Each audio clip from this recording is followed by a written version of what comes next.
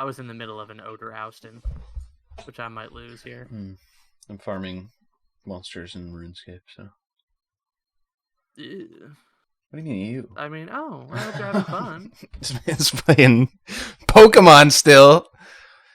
You saying you to RuneScape, bro? All right. Let us go to.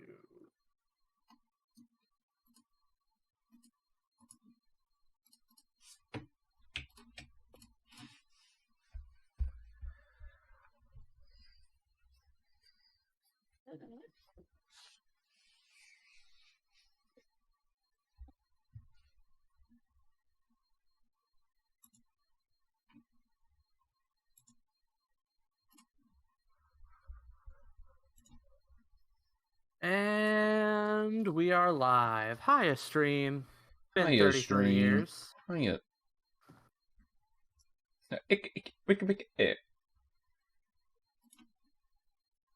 If you want to be my, gotta do it with my friendship never. Something like that. Yeah, I'm pretty Tell sure me that's what how it goes. I want.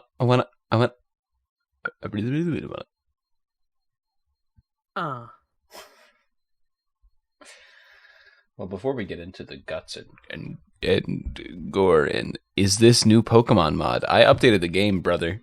I updated the game. If it's not showing up, it's Twitch's problem. Because I updated the game before I went live. Thank you, AJ, for telling me, though. It just updated now. Twitch! Right when you said that, Twitch moment. Twitch moment. Also, my audio was way too high for you. Like, I'm looking down at my desktop audio, it's just maxed out in the red.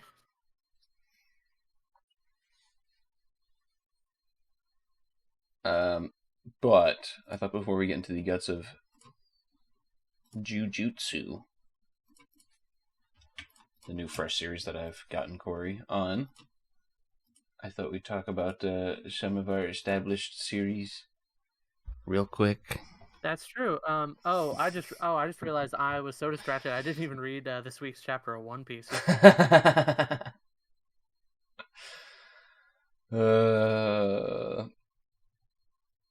Yeah, One Piece. Yeah, Squidward.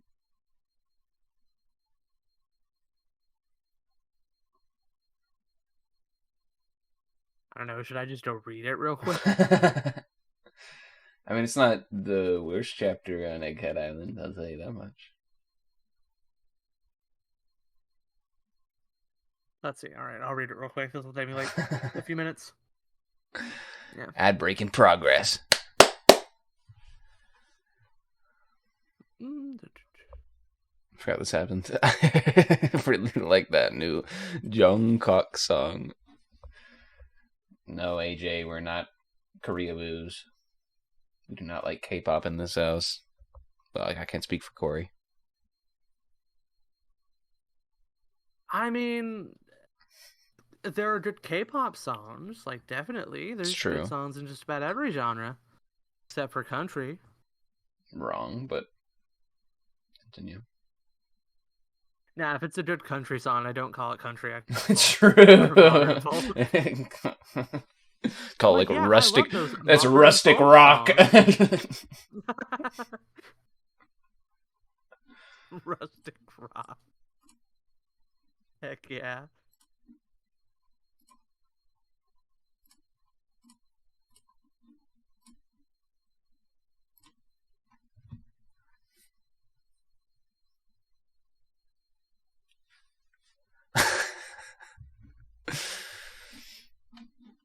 Actually, since we're doing this, let me pull up.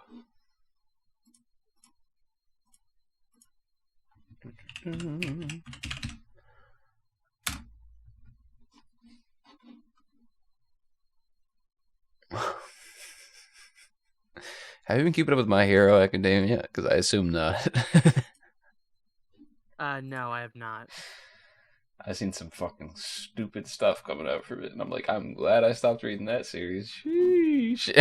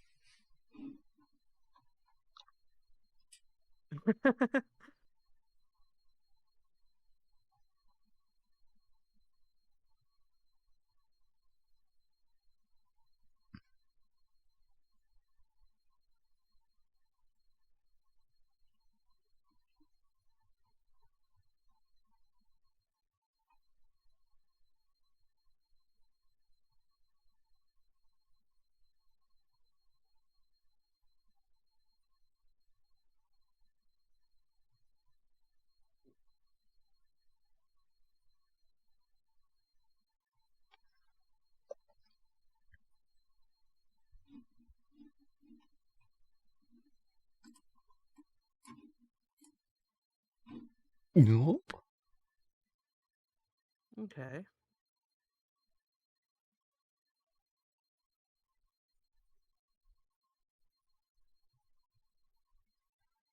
Okay, that was a pretty good chapter. That was a pretty good chapter of One Piece. Yeah, comparative to, a lot of Egghead, at least. Yeah. My favorite panel was this one here. Holds phone up to camera that isn't on. Where Kizaru is falling towards the ocean and he just kind of wiggles. Like, fantastic. 10 out of 10. My favorite one is when Kizaru's holding Usopp in his hands about to fucking obliterate him. But then he doesn't. He doesn't. He just lets him go. He's like, alright, whatever. That was a good chapter. That was pretty good comparatively. I was thinking, since we're leaving Egghead soon, like this is like one of the final chapters probably. Yeah. I was thinking back on this arc, and I was like, literally every time he left the island, I was happy. Yeah. Every time we were on the island, I was like, ooh.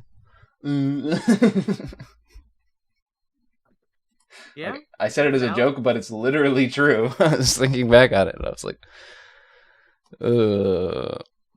except for the one part where Blackbeard just did his off-screen magic, which I'm not a big fan of when that happens, but I'm sure we'll talk about that later today. But yeah. But I think this chapter was fine. It feels weird that Kizaru like didn't just start beating ass. Feels like he's playing around, but yeah. But thinking back on the arc, it was like I was like thinking, what would my idea be to fix some of the problems of this arc? First things first, no fucking 6 paths of Vegapunk.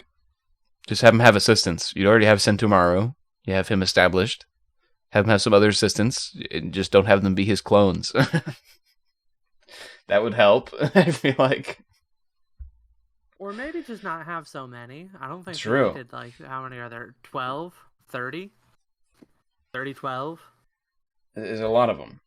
And they didn't really need to all be there. They didn't really all serve roles. Besides just, like, being character designs that he wanted to make. Yeah, where one was a good guy, one was a red herring, 3 were just kind of boring, 1 was evil and also boring. Yeah, and you could have just had it not be clones and it would have been easily explained instead of them being clones, and now it's confusing. Like, well, they share consciousness. Like, did she just turn off the flip to share the consciousness or something? Like, so they didn't know she was evil? Like, it's a little confusing. Yeah. But, you know, whatever.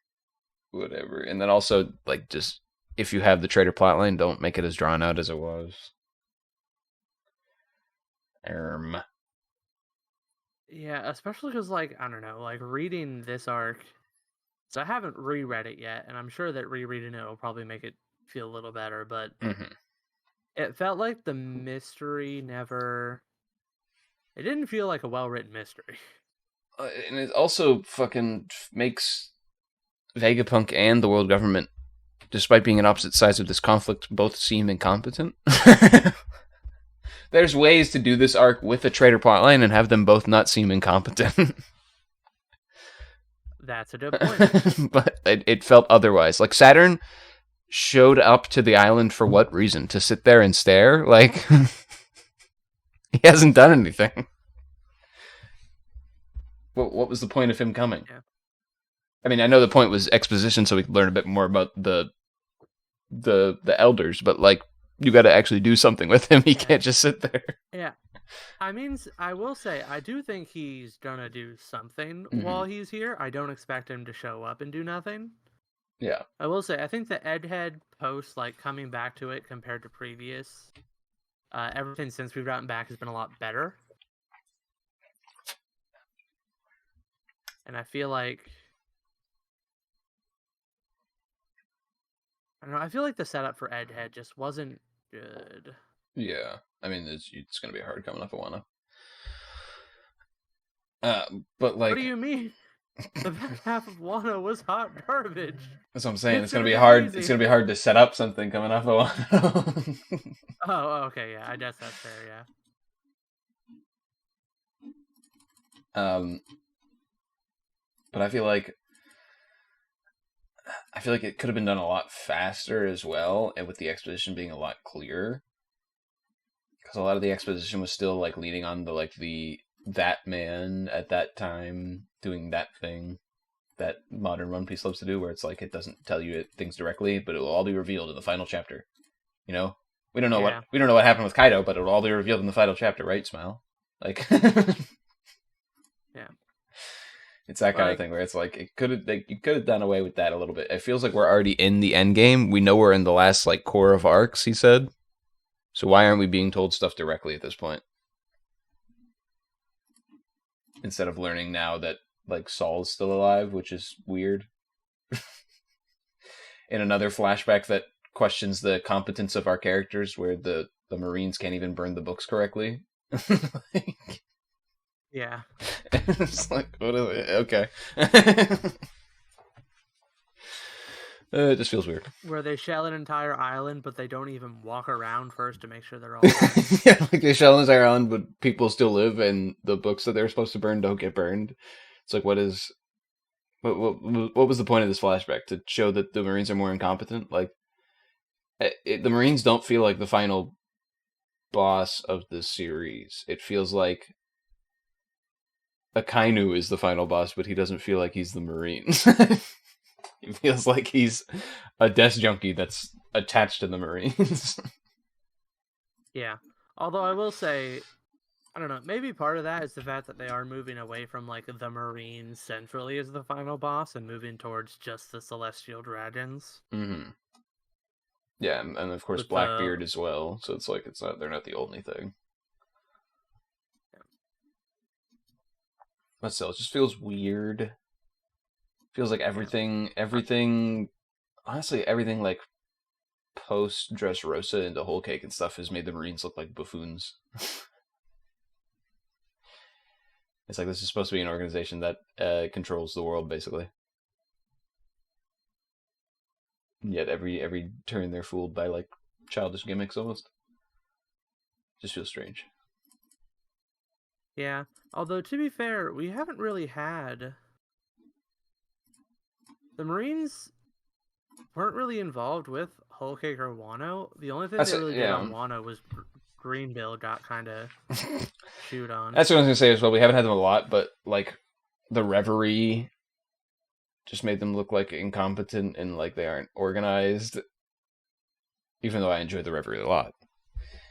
But like what they had in, Whole Cake and Wano, like Green Bull showing up to like say, I'm Green Bull, I'm very strong, and then him being scared away by his child. It just felt strange. Technically he was scared away by Shanks, who showed up to advertise the new One Piece movie, but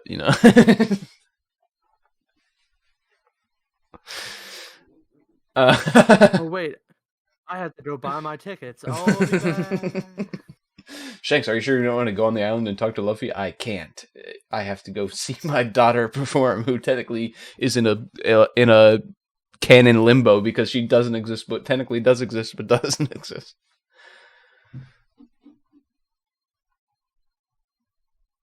Also, she is like kind of evil, but not. Did you watch that movie? I did not know. I didn't. I don't watch One Piece. True. I didn't either. I heard some middling things about it anyway, so I'm not really incensed to watch it. But the one other thing I wanted to bring up, since I mentioned it, the Reverie, weird that it was split up like it was. We couldn't have just had that all at once. Because every part of the Reverie was nice, and then there was flashbacks to it that we got later while on Egghead Island, which I'm not complaining about breaking up Egghead Island, to be honest, because I didn't like the arc. It just felt weird. I don't think I mind the Reverie being broken up. I understand why it was done. Egghead Island is? Yeah. What is it? So, I think the Egghead Island would have served a lot from being a little slower. Yeah, no, I would have been fine with it being slower as well. I'm in that camp. I mean, it would have been perfectly fine slower. The issue is it would have had to actually have done things. Instead of giving us more vagaries. Why is Rob Lucci there? There's no point. I don't believe Rob Lucci can beat any of the more powerful Straw Hat members, so why is he there? To challenge them? I don't believe. Listen, I am 100% for Lucci as a Straw Hat. I am 100% there for it. Definitely. Lucci is coming along. I am slapping down the 20 right now. After what the criminal offense they did to Carrot, then I wouldn't be surprised. I'm not even a Carrot stan either. I'm just they really fucking. It's they're man, they're complaining. It's listen, Oda, they're complaining about Carrot. They're complaining about Yamato. You've gotta have a hot crew member with big tits join, and they're Rob Lucci, got it.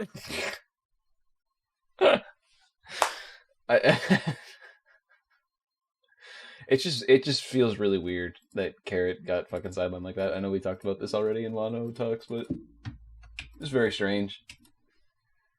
Yeah, Carrot not getting to stay is so much weirder than Yamato not getting to stay. Well, because Yamato, it's she was weirdo anyway. Yeah. And they came up with an excuse to keep her on the island, which I was fine with, even though it was fucking stupid, but sure, whatever. But Carrot, it was literally she has a whole nother character who she's following the path of, who it's been established was she was following in the ways of, I guess. I don't know how to explain it better. Inherited will. Yeah, inherited will. That's what it is. But we already have that explained, and then we also have every time she does something on the crew, it's wow, you'd be a perfect watchman for the crew, haha. And they even had a part of the ship designed after her and stuff, and it just feels weird that they were just okay, see you later. Bye. Feels strange.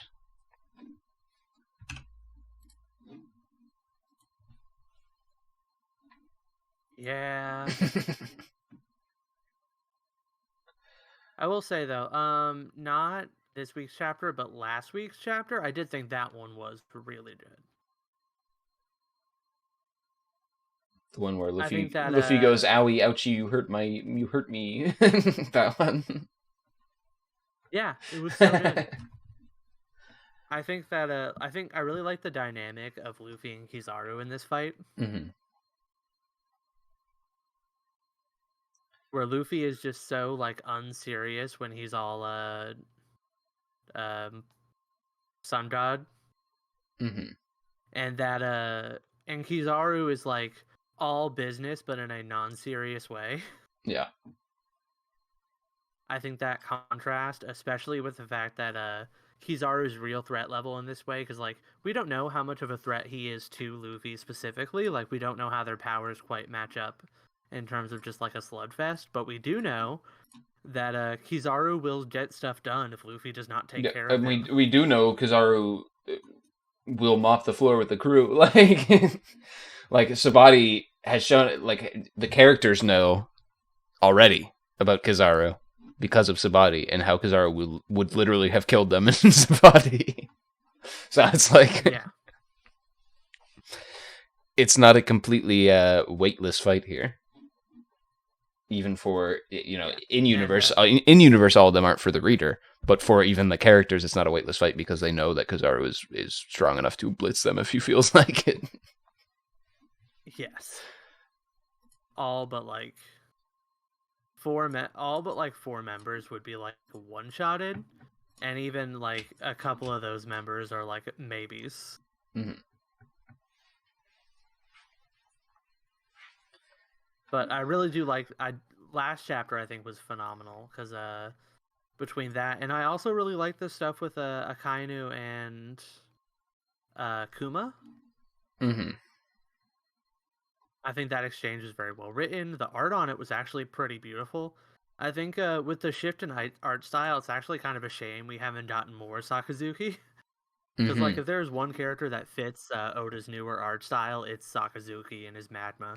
Mm-hmm. For sure. But yeah, I think overall, a lot of the early parts of this arc, I feel like you could just like erase those chapters.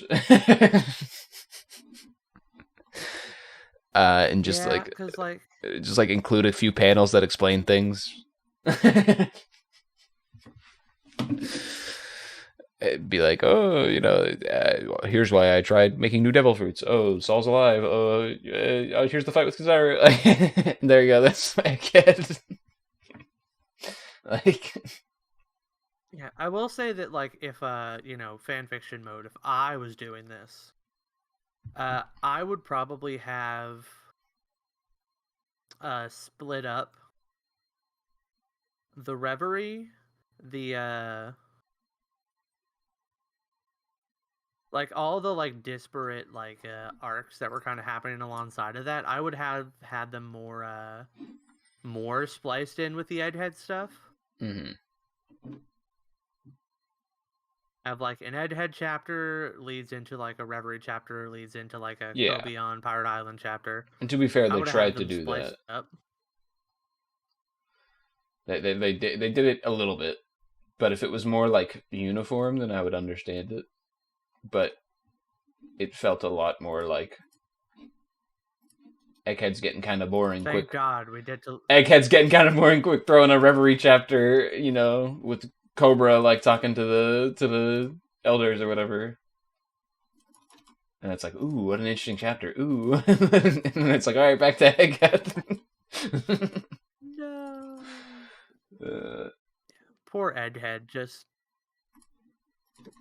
hot tamales and a molly, I'll tell you. But looking back on it, I don't hate Egghead.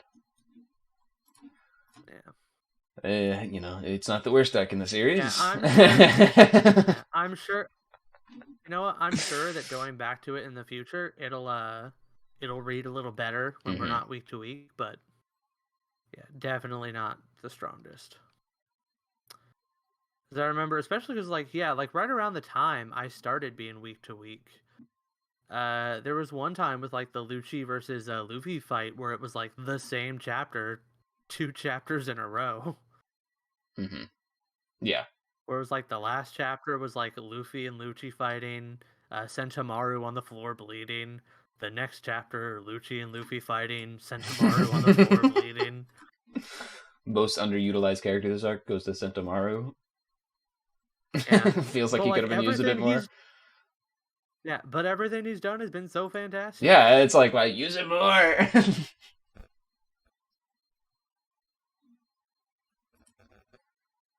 Yeah. Anyway, any other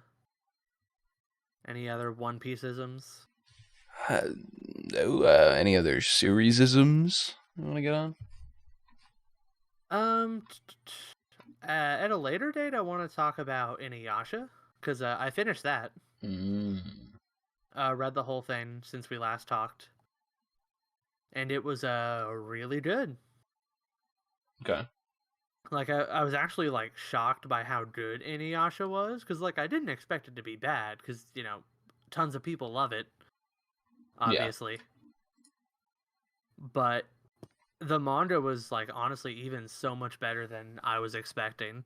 The art was beautiful, the writing was really good, all the characters were strong. I was expecting it to be like a solid like 7 or like an 8 even, but like it's darn near a 10 out of 10. Like it was so good.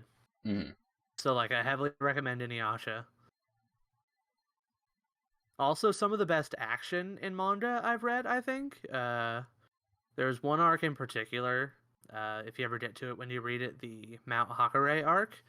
Some of the best action I've read in a manga. Like some of the most beautiful action panels. For sword fighting in particular. So All right. heavily recommend Inuyasha. Yeah, it is definitely Um, on the docket to eventually read.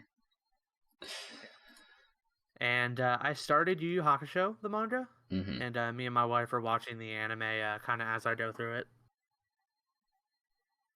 Very, First, very. like, what, 20?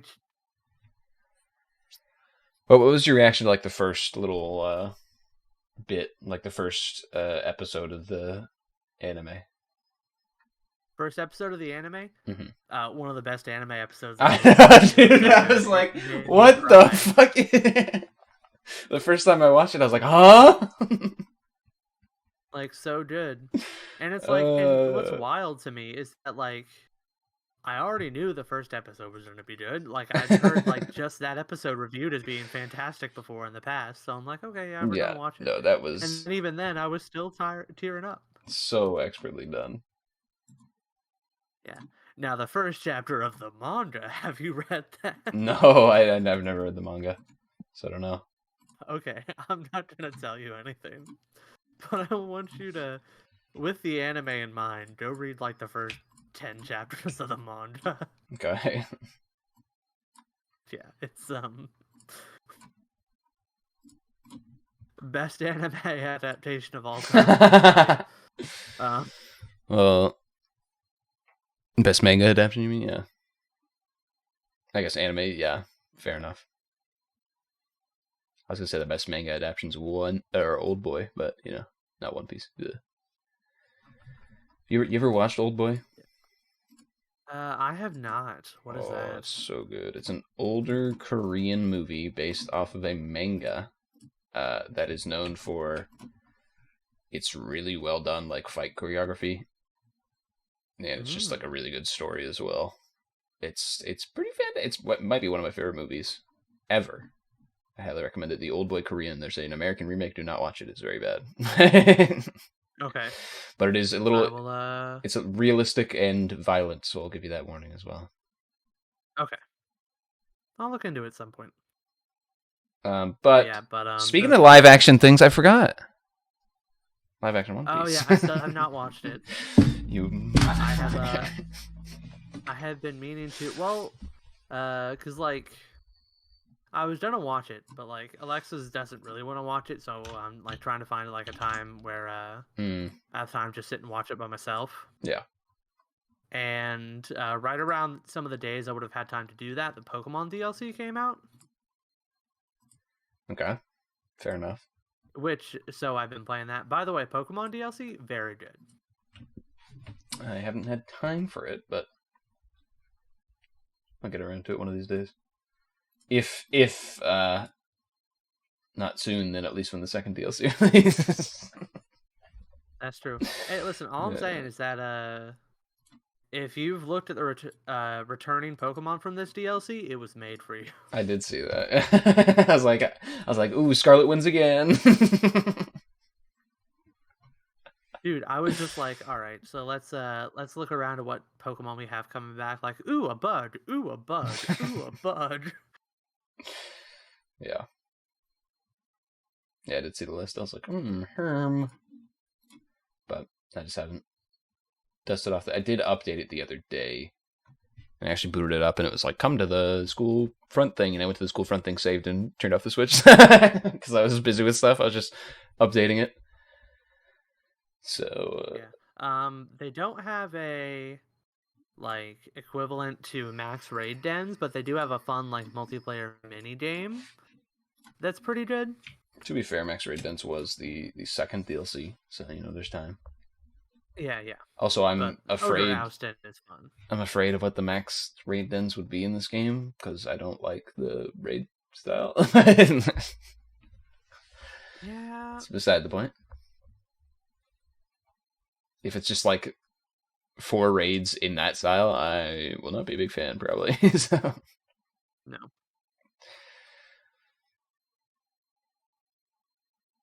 Although if it does supply us with rental Pokemon, then maybe I would be enough of a fan. Yeah, because like if the rental Pokemon are well designed enough. Yeah, because it's like half of the problem with the current system is the fucking you have to train up Pokemon for like 100 hours to get them to where you want for those raids.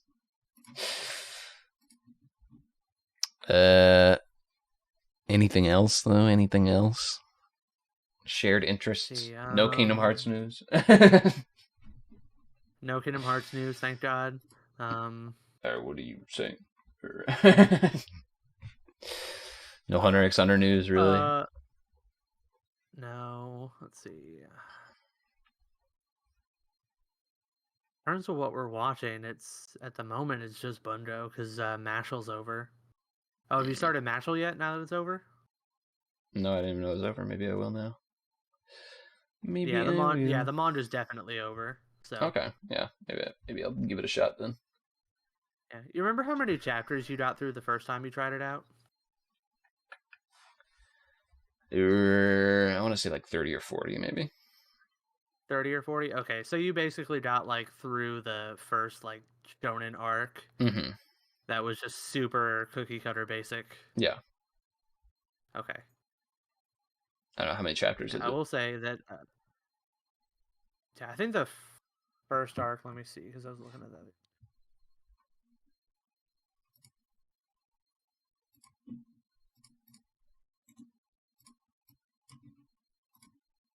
Yeah, the first arc ends like right at chapter 39.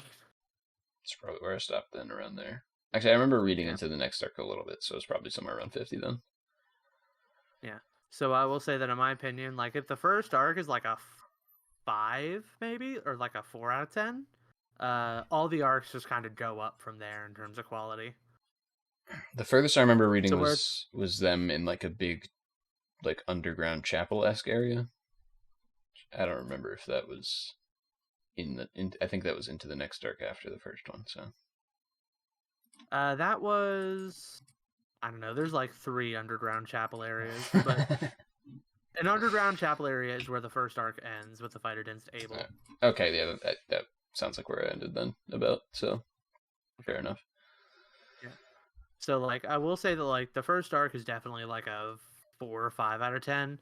Every arc goes up from there. So it's like if you absolutely hated what you were reading, I don't think the future arcs are going to change that. But if you were just kind of mid on it, the future arcs do improve. Like I didn't hate it. Yeah, I was kind of mad on it. Similar, like, I don't know if you've read Sakamoto Days. I have not. There's another recent one where it's like about a retired hitman, and it's like a comedy thing. Mm-hmm. And I like read it for like 30, 40 chapters, and I was like, I'm gonna drop it. And then everyone online's like, yo, it's so good now, it's so good. And I'm like, I feel like I have to reread it, like read it all again. Yeah. It's similar things. And then some stuff just doesn't hold up weekly though, so that can also be part of it. Well, it's like I'm not as huge a fan of comedy related stuff because I feel like I've seen the funniest stuff, and it's not that more comedy can't do funnier stuff or like stuff that is as good, but like there's Konosuba, which is like the modern funny, which I think is very good. And then if I want some older funnies, I just go watch Gintama again because it's really good. This Gintama is hilarious and also fantastic. So that's fair enough. And why would you want to watch a budget Mob Psycho One Punch Man ripoff when you could just go and watch a Mob Psycho? It's true, and they're funny as well. So like they're funny in their own ways. A lot of gags, a lot of goofs, but they also have their serious moments, which is what I like about. I like to ground me in a lot of mangas is having serious things. Yeah, I will say this is like, I'm not. It's not really a spoiler because it's kind of like what Mashal does best in my opinion. But there is an arc where for like a solid like a good amount of chapters, it made me forget it was a dad manga. And then the moment I remembered, it was the funniest thing in the world. And it was so good and still like certifiably tense and hype. Like it pulled that kind of trick where you forget for a moment. Like I'm not going to say it's better than like One Punch Man or Mob Psycho at it. But it's kind of like that trick in that trip that One Punch Man pulls a lot, where there will be like a straight set of chapters where you forget it's a dad manga for a while until Saitama walks back in. There are parts of it where Mashal is very good at that. Although it feels like there are some parts where One Punch Man loses the plot there a little bit. The Monster Association in the manga comes to mind, where it's like you drag that on a bit much. That's true, but there were booba. There were booba. I mean, the last One Punch Man. Yeah, One Punch Man. That's something we can talk about. Yeah. Yeah. Last one I read was Atomic Samurai versus King. I think. I think there's been a more recent one, but it's just similar to the.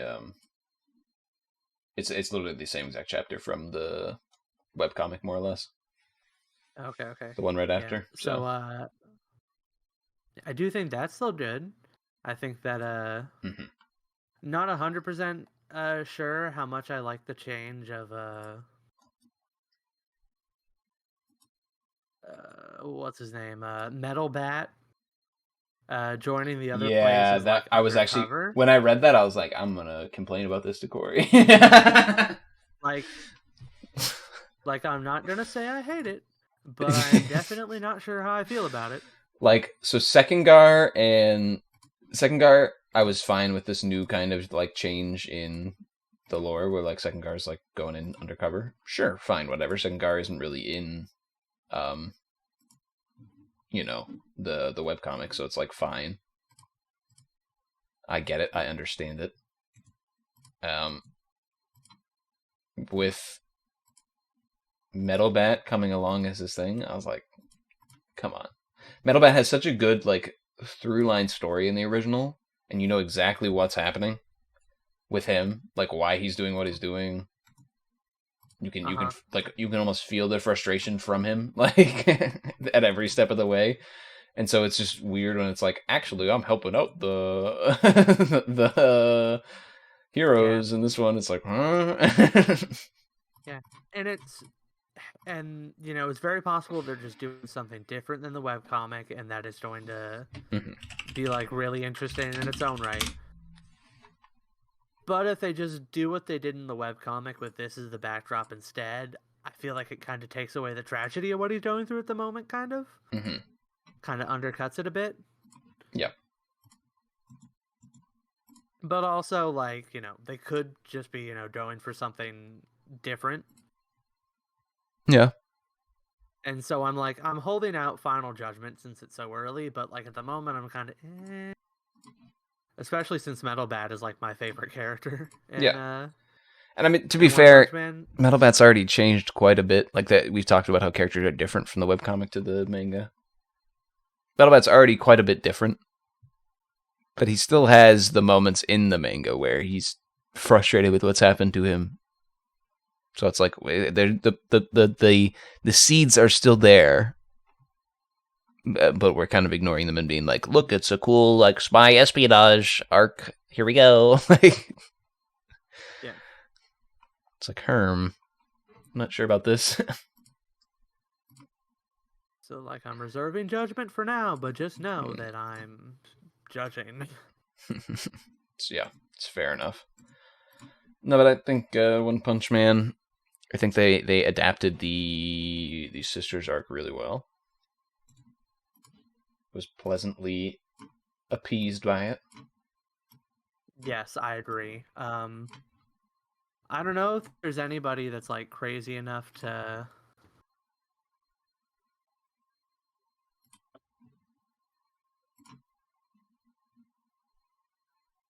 like actually ship Saitama and Tatsumaki. Do But not if they go to the do, Reddit. That has been every single like other thread on Reddit since those course of I don't chapters. know who's crazy enough to actually ship them, but whoever does, they are eating. Yeah, no, it Their has been plates are full. it has been going wild, and honestly, it's not that I'm not happy about that ship. I'm more happy that the people are now like just trouncing on the Saitama Fubuki ship, which did not make sense at all to begin with. So I'm glad that it's now like people are like Lamau. Nobody's in that ship's camp anymore, which I'm there for. And especially considering, I don't know if it's Murata or One's decision to have her essentially be in a toxic lesbian relationship with what's her face, but an incredibly toxic relationship with her. God, that's so true. I want to say it's probably Murata's decision because he's a freak. Yeah. Booba.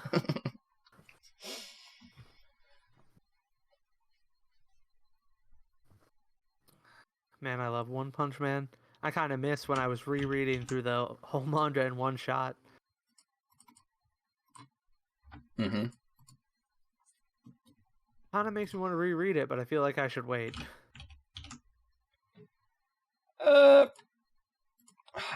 I want to say, like, I feel like after the Neo Heroes, there's not much left in the series to do. You know? Yeah. Could be wrong. I mean, considering the fact that Neo Heroes isn't even done in the webcomic yet. Yeah. Like,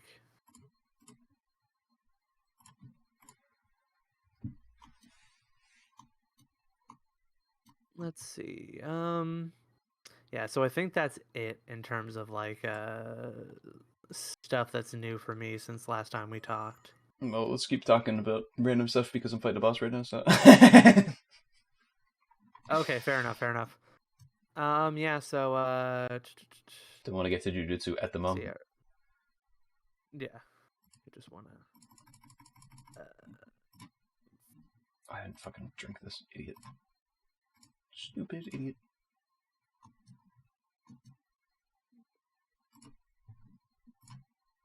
let's see, what have I been reading? I talked to you about Freerin already, right? Last time we were on a call. I believe so, but you might as well give me a refresher because I don't remember. But Yeah, so I think Freerin Beyond Journey's End. A lot of people are hyped up about it because there's like a really good anime adaptation coming out in a few months. Mm. Or it might be coming out really soon at this point. But so I read the manga. I got stuck halfway through because the Viz app has a lot of things on like back catalog where they don't have all of the chapters out yet on their app. So that's a little annoying. So like the manga's on chapter like 100 something right now, but I'm stuck on like 77 for probably at least another month. Gotcha. So that sucks. But what they do have is fantastic. It is a very good manga, very well paced, very beautiful. Because it's kind of like telling like two separate stories where it's like old elf lady, although she looks like a little girl, of course. Yep, of course. Not really like a little girl, but like a young lady. Uh-huh. She looks old enough. The industry classic. The industry standard. But so, like, half of it is her modern story going through with the with some like descendants of like her old party members. Mm-hmm. And then like the other part of it is like her reminiscing on what happened before when she saved the world like 50 years ago with like a previous party of adventurers. Mm-hmm. So it's kind of like 50-50 between those two. And the art is really good. The world building is like intoxicatingly beautiful. And the demons, like their take on like their demons in this world, are also like incredibly fascinating. Okay. Yeah, because the really cool thing about it is because it kind of straddles that line of like demons are like these like inhuman creatures that like they're kind of like wild animals where it's like you can tell what they're going to do based on like the information, or like if you know what a demon is, you know how they're going to react, kind of like they're wild animals. Mm-hmm. But they're also highly intelligent and have like, you know, their own like society and whatnot. Mm-hmm. But their values are just like so incredibly different that there's, and it like straddles the line between those two things where it's like, yeah, they're highly intelligent, but they're also like so incredibly different. There's a really cool scene where there's like these demons that are like in a town, and they're like, yeah, we're having peace talks or whatnot, and you know, we're members of society. And Freyrin sees them, and she's just like, just immediately like goes, she starts blasting. And the guards of the town stop her, and they're like, hey, these are like ambassadors, they're like here on peaceful terms, you can't just start blasting. And she's like, no, they're demons, I'm gonna start blasting.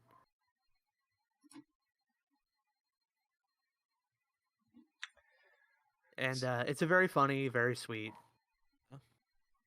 like depending on how it all shakes out, like it's shaping up to be like, so far it's like a 10 out of 10 for me in terms of quality. Which isn't like a very, it's not like a hot take by any means. Like, I'm pretty sure everyone who's been talking about it has said it's fantastic, but I am also on the train. I'm just... Oh, best part about the Pokemon DLC, by the way? They fixed the boxes. Ooh. They load so fast. That is great news.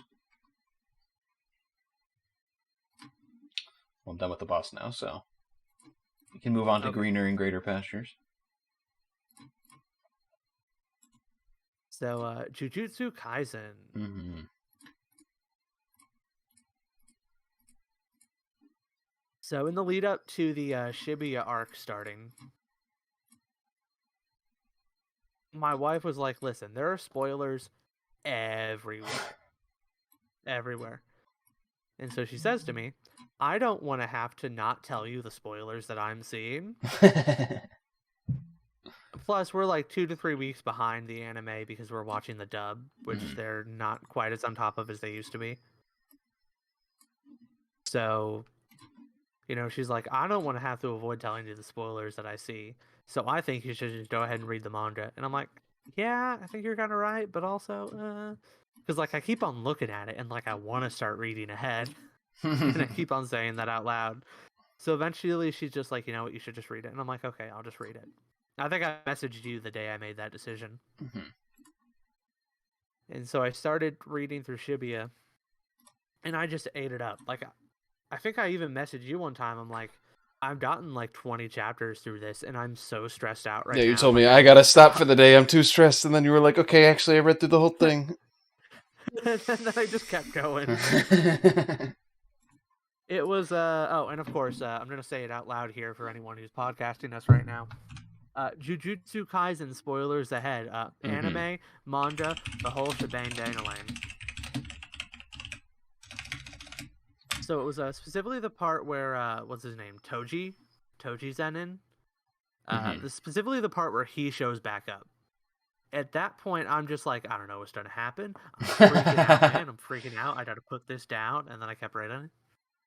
Yeah, and like when all the what are they called? When all the other students from like the other school showed up as well, and like all that stuff.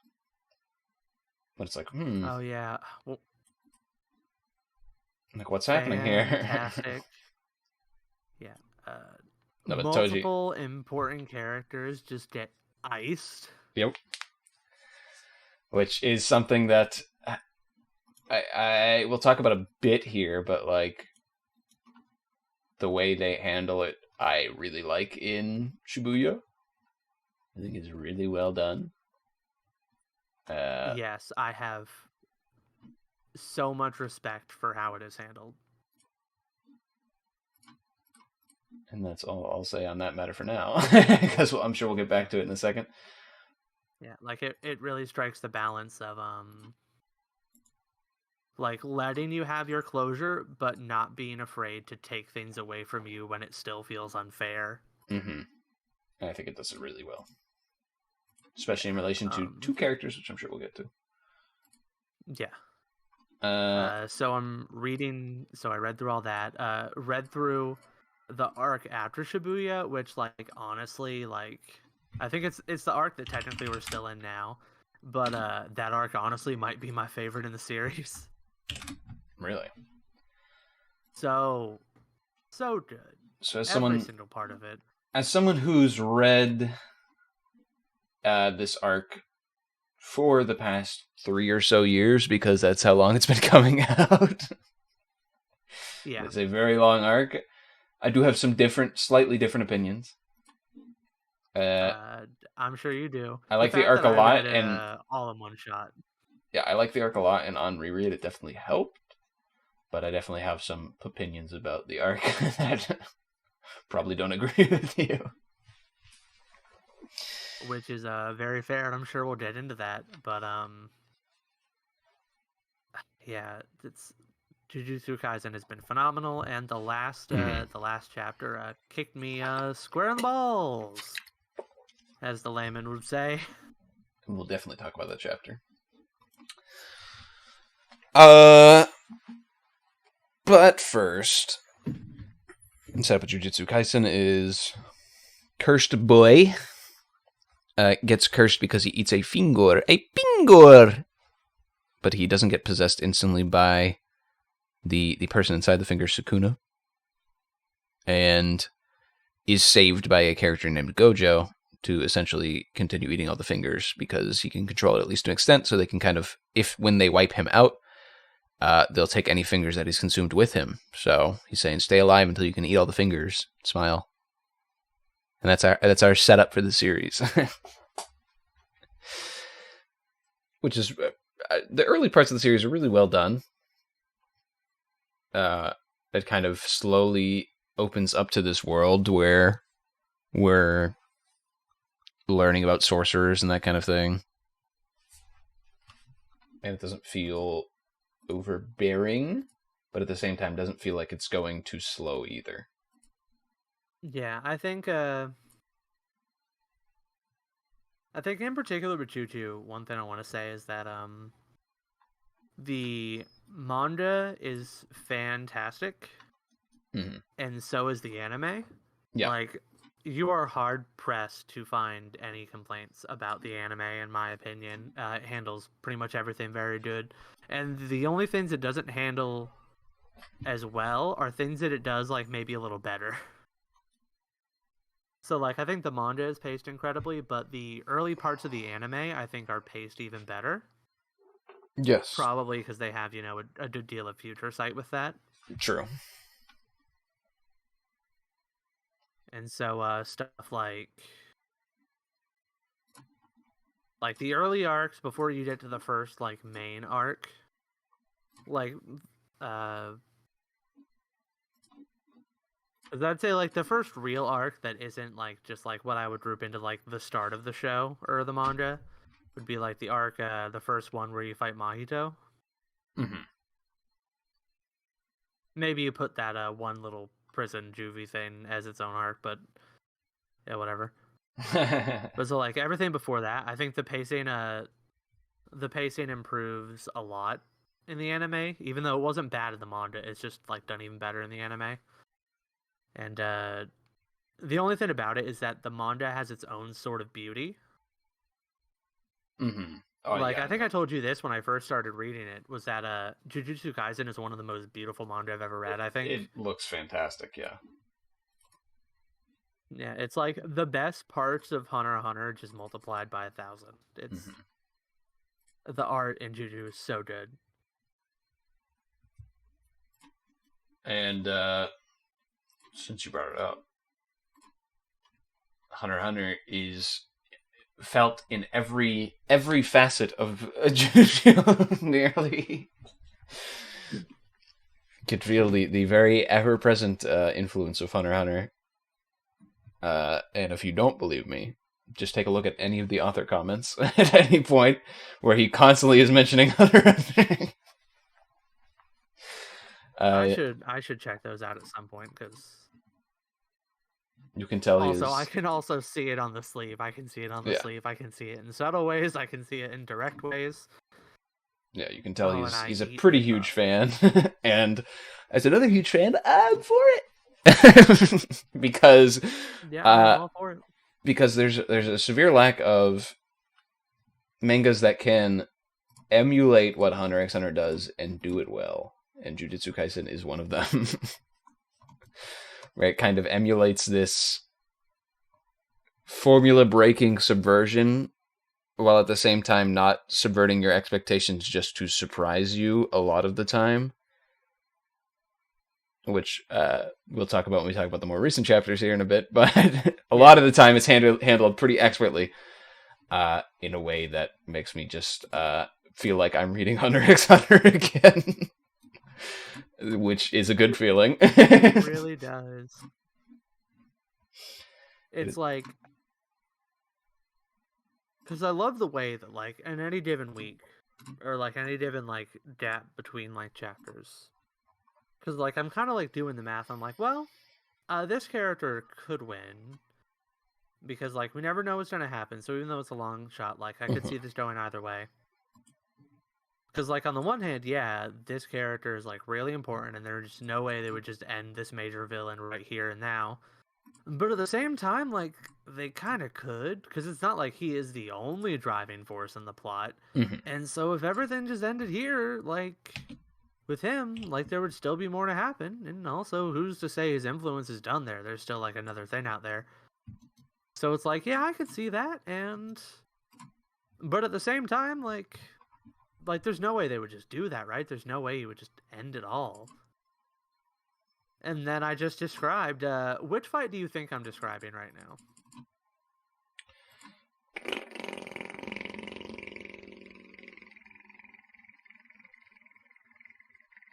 It's a good question. Could be a few. The first thing I thought of course, the recency bias of the most recent fight. Yeah. Is that what you're referencing? You have three guesses. Uh, I will the tell you there were three fights that I had in mind, but there was one that I was trying to specifically talk about. Nanamin in Shibuya. It's another one that comes to mind with that kind of descriptor. No, that definitely fits, but no, that wasn't the one I had in mind. One of the ones I had in mind.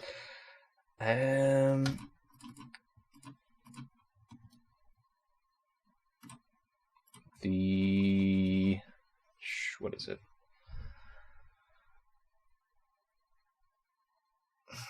The Mojito and boy whose name I can't remember. Yuji?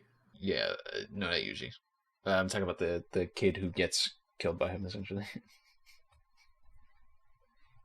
With the black hair. Oh, Junpei. Junpei, I yeah. think was his name. Yes, that would be where my third thought would go on that. Yeah. So the 3 fights I was thinking of was obviously the current one, the Dokuna. The second one that I was kind of had in my mind was Yuji versus Mahito, the one that happens Okay. later in Shibuya. Fair.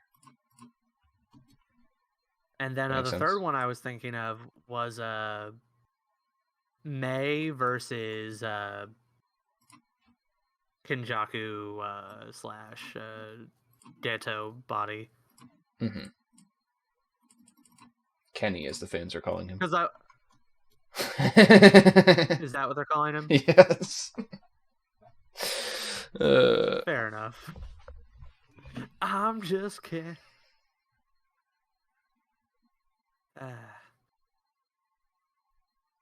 But that last one, like, I was thinking of that mostly just because, like, it would be a deep cut that I know you would never guess.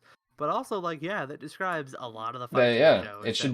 It should be a compliment that what I was describing was like 15 different. What you were describing felt like 15 different fights from the series. Yeah, like there is like very few fights that you go into as a sure thing, and it is just intoxicating that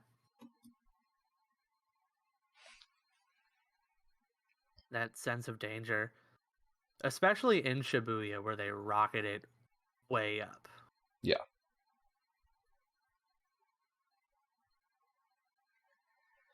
So freaking good. So, yeah, I don't know how much structure do you want to give to the talks, because, like, I have so much stuff to talk about Shibuya, about the arc after that. Well, I'll just start with before that. I'll start with the early parts up to when Yuji quote unquote dies, more or less. So the early parts up to that part, the setup, more or less. To me, this was really well done, and like everything leading up to Yuji's death was really well done. I don't know if you know this, but the reason why we even had Yuji quote unquote dying there was because the author Gage wasn't sure that the series was going to stick around. So he made that as like if they axe my series, this will be the ending. So that's what's kind of funny with it. I would love to know just how much he has planned out ahead of time, because you can tell that a good amount of it has been improv based on prior stuff. There's a quote from him in an interview where he says he has most of the end figured out, just not some character specific stuff. Like Yuji, he doesn't have his end done yet, but he has Megumi's end figured out, he said, and that kind of thing. So he has some of the characters figured out, but not all of them, is what he said in an interview kind of recently. So, I don't think the series is going to go on for that much longer. We'll see, but I think it's kind of winding down, especially after this fight. Yeah. Like, I definitely don't see it going for like another 200 chapters.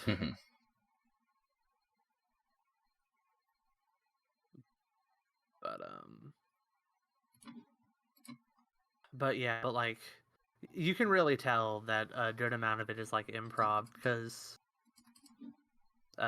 something I want to talk about when we get to hidden inventory in particular is that because like obviously this was based off of there was a pilot for this, the Jujutsu Kaisen 0 as it's now called, which was like the pitch for it. Yeah. And so obviously, rather than just having that be like, okay, this is like what the world is like, now we're just going to reboot it when we start it as an actual series, instead, no, that's all canon. And there are certain, like, what's the word, like, discrepancies or, like, things that don't quite line up between then and, like, the modern manga. And at first, you just kind of think that, like, yeah, I guess that makes sense. Like, like, he wants it to be canon, so, like, there's a couple things that don't quite line up, but it matches up well enough. Like, I'm not going to complain. And then you realize that, oh, no, those differences are very important.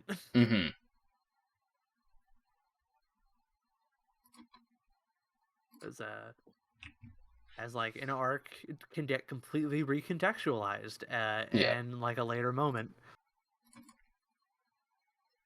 So like the fact that the way that he kind of spins the yarn in such a like wraparound ways is just so good to me. Mm-hmm. And I think he does it very well compared to most modern day mangaka, which is part of the reason why I like him a lot as well. But yeah, these early parts are expertly done setup.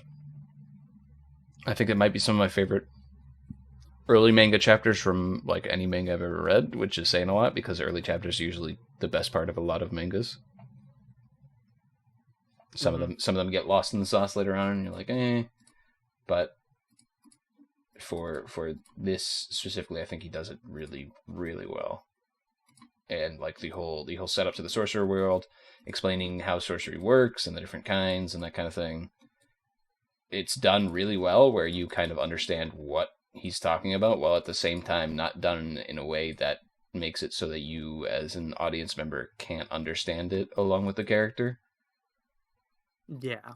It's not too overbearing, and it allows for, it's also freeform. It's like more freeform than something like Nen, which for specific reasons, but it allows some funky stuff to happen because of it, where it's like you don't expect characters to break the rules in certain ways, like you mentioned Toji showing up in Shibuya, or that character just kind of breaks the rules, and it's like, it's interesting, like how they do it. Yeah, and it's a little different because like in Hunter x Hunter, every time that something like that happens, you're like, okay, let me get out my textbook. Yeah, let me pull up my 1,500 page document thesis on why this can happen in this specific situation. It's all very outlined and specific. Yeah, and it's like, okay, so I need to figure out right now if I'm going to have to revise this entire document or add an addendum. And then at a Hunter x Hunter art installation in Japan, they'll show off a Nen chart that completely blows away every single speculation and stuff that we've had for years now at this point. It's like, oh yeah, there can be like middle Nen groups. People can just be in the middle of Nen groups. It's like, oh okay. Yeah. And it's like, why have we been basing 90% of our analysis off of the data books again? But yeah, and that's Hunter x Hunter, and that's kind of the beauty of Hunter x Hunter, is that everything makes sense. It feels realistic to a point almost. You feel like you could legitimately live in this world with the rules that make sense. So. Yeah, and there is something intoxicating too about the amount of depth that you can dive into and examine in this. Mm-hmm. But at the same time, the kind of like more freeform nature of Juju, the fact that it's still just as complex, and I'm gonna talk about how much I love it. And it's still like explained complexity, not like just like, oh, they have this power because they're super strong. Which, I mean, a couple characters do, but it's not solely because they're super strong that they can get away with the stuff that they do. Yeah. Or even if it is just because they're super strong, the fact that they get away with it is still incredibly impressive. Yeah, and it's still number big. Usually explained why they can get away with the things they get away with, So it's like, yeah, like this last fight makes my brain hurt. Yeah, it's definitely worthy of a couple rereads to be like, what happened exactly? Yeah. So fun fact, I was thinking, as I was reading through Shibuya, the first chunk of it, like with Dojo versus the spirits. Mm-hmm. First chunk of it, I was thinking, this whole thing is definitely giving me like Crollo versus Hisoka vibes. Okay. Like the artistry to it, the dynamic of it, even the for sure. Yeah, like the Machiavellian scale of the many thoughts that are happening right now. Mm-hmm. And then whenever I got to the current fight, I'm like, oh, why am I having these exact same vibes again? Yeah. It definitely is present there. Yeah. Yeah, and I do want to say that like I don't want to feel like I'm being reductive when I compare it to Hunter x Hunter, because like I'm going to compare it to Hunter x Hunter a lot. Mm-hmm. But that is done with nothing but like praise. Yeah, it's complimentary comparisons. Yeah. And like I 100% like appreciate what Hunter or what Juju does on its own merits. But like I do definitely think of it like in terms of how it relates to Hunter x Hunter a lot, but like I still 100% love and appreciate Juju on its Yeah. own merits. I mean, we're going to compare it to Even Hunter without x Hunter Hunter. a whole bunch, and here's the thing. The author would not take insult to that, so I don't give a shit that I'm comparing it to Hunter x Hunter. The author would be like, oh, thank you. I don't deserve the compliment, basically. Yeah. So I don't feel bad about comparing it to that. But yeah, there are so many comparisons to be drawn for how characters act. There are even things that characters do that I feel like you wouldn't get as much out of it if you weren't familiar with Hunter x Hunter. Like, we'll talk about that when we get into Shibuya, but some things that some characters do where it's like, if I wasn't familiar with Hunter x Hunter, this moment wouldn't hit as hard for me. you know? Yeah, that's true. But I'll get into it when we get there. And there was a moment or two that I didn't quite realize was a reference until you said it, and I'm like, oh my god, you're right. Yeah, no, there's definitely it feels the series couldn't exist without Hunter x Hunter existing and kind of being this influence for it. Yeah, which isn't a bad thing. I will also say one more thing in Juju's favor compared to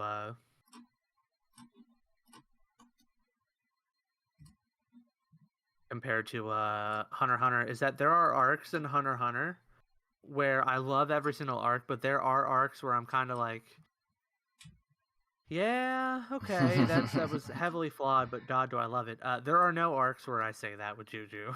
Okay. I mean, I know there's maybe an arc where you say that, but it definitely feels like we're in the reverse camp, because you had some issues. Remember, we were talking about Hunter x Hunter. You had some issues with early Chimera Ant because it's long and drawn out, which is understandable because it is. But when I read it, I was just in love with every second of it. I wanted to keep going on. I didn't really care that it was long and drawn out. It explained everything, and I enjoyed every part of it. I think we have a similar but reverse opinion of the Death Game arc that we'll talk about, where it's like you seem to loved it wholeheartedly. I felt like it maybe dragged on a bit early on and went on for a little too long, but that's our opinions, and it's funny how they kind of hit the reverse for these two series when they're kind of similar in a way. yeah, that is very interesting though. That our takes are like will diverge so heavily in some areas. Mm-hmm. But no, go on. Did I ever tell you about how my opinions for Chimera Ant arc were so incredibly different from the manga version? No, you didn't. Yeah, because like for the anime version, it was like early Chimera Ant arc. It's like fantastically done, but the heavy tonal shift just like really took me out of it. Mm-hmm. Like fantastically done, but that heavy tonal shift really took me out of it, and it's like, it's so dripping in atmosphere that I'm kind of like, wow. And then the palace invasion was like really good, but the narrator is just like so overbearing that like I love it, but I love it with reservation. Yeah, and it's one of the manga, failings of Hunter x Hunter, where it's like you kind of need some of that explanation, and when it gets to the anime form, you can't rely as much on like character woven dialogues as much. Yeah, because inner monologue just hits different in an anime than a manga. But then when I'm reading Chimera Ant Arc in the manga, the first part of it, I'm like, wow, this is so, like, this is fine, but it's so incredibly rushed by Yeah. comparison. And it's just like, it's moving on beat to beat, and I kind of feel like there's like, it's leaving a lot on the table. And then we get to the Palace Invasion arc, and I'm like, this is the best arc I've ever read. This is fantastic. I want every page of this manga tattooed onto my titties. Like, it's so good. Yeah. No, the Palace Invasion is so well written. It feels fucking insane that it's mostly written by one dude, and it's like laid out like I would love to have seen like the workplace of Togashi when he wrote the palace part of Chimera Ant, because it must have been just like a spider web on his wall of like different things like happening. Like, it legitimately feels insane how in-depth every part of it feels.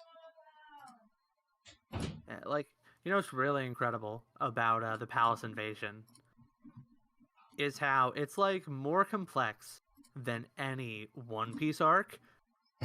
And at the same time, the, like, where each character is and what each character is doing is so much better conveyed. It's so true. Than any One Piece arc. There are One Piece arcs where they need maps to show you where everyone is, and then there are arcs where that's not even enough. But anyway, the Palace Invasion arc is just wow. But anyway, we snuck in talking about Hunter x Hunter. Not completely unexpected, but oops. Yeah. Supposed to be talking about Juju. So first arc of Juju. First couple of arcs, right off the bat, personally. Because like the anime is like, because like I watched first 2 seasons of the anime. The movie, which covers the prologue chapters. Yeah, so I watched first 2 seasons plus the movie. And then after that, I went and read the manga through everything that I had already done, kind of in the same order. Mm-hmm. And then after Hidden Inventory, I went ahead and just read the whole shebang Dandelion. Mm-hmm. And so, like, for the early ones, like, the anime kind of grabbed me immediately. I was definitely sold on it from the word go. Yeah. And those early arcs are, like, very good. Like, you can definitely tell that, like, Juju has a lot more to say than what it's saying in those early arcs. Mm-hmm. But even then, everything that it's saying is so engaging. One thing I like in particular is that Yuji kind of bounces around, what's the word? Philosophies? Yes. And it doesn't, like, it doesn't not make sense. Yeah, it makes sense. It's like this fantastic element of, like, because, you know, a lot of times you'll have, like, you know, your shonen protagonist who has, like, their thing, their catchphrase. Yeah. Or whatnot. Or, like, they have, like, their one defining character trait. Mm-hmm. And with Yuji, it's kind of like, okay, it's like he's thrust into this situation. He is he's the person who, you know, he's read a lot of the manga. And so he's like, okay, I'm going to get through this. I've picked a philosophy that I'm going to stick to it. I'm like, that doesn't work. Okay, let's hop to a new one. And you can see, like, the turmoil he goes through every time he has to do this. And it's so engaging right from the word go. Well, and it's so expertly done, too, because it's taking that kind of young adult almost, learning from your supposedly betters and your adults and that kind of thing, and it's taking it and it's like picking it apart and also making sense every step of the way. Where it's like he takes a lesson from Gojo, he takes a lesson from Nanami, he takes, you know, like he's taking it from his grandfather at the beginning of the series. He takes these lessons from all of them and like internalizes them and makes his own kind of ideas from them. and it never feels forced, and it never feels like character whiplash, despite the fact that he's changing so much. Like, feels like he's growing as a person almost. Yeah. Yeah, incredibly good.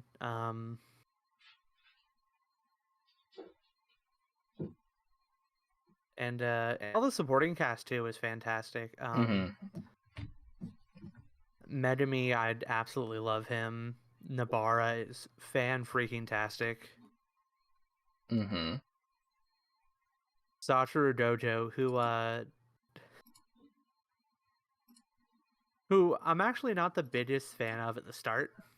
Like, he's fantastic and I love him.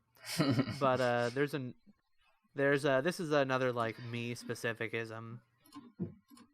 Is that another anime I've been watching that I really like is called Bundo Stray Dogs.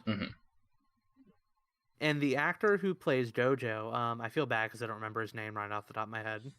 But the actor who plays Dojo does a fantastic job. You know, he's a total piece of garbage.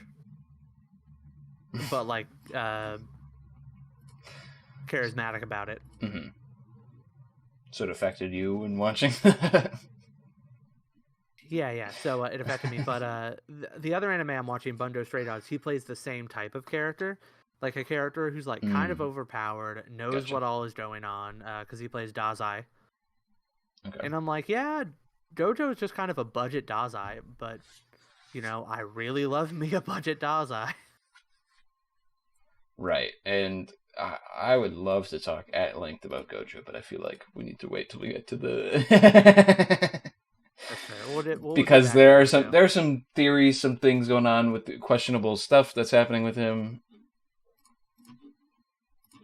We'll see. We'll get there. Yeah. So. But you know, the early part's just really well done explaining stuff and sets up our characters, and I like it a lot. Moving on to the kind of early parts where Yuji gets trained by Gojo in secret, and learning about the other school up to right before the kind of inter-school battle, just kind of this interim period. Kind of just a lot more setup.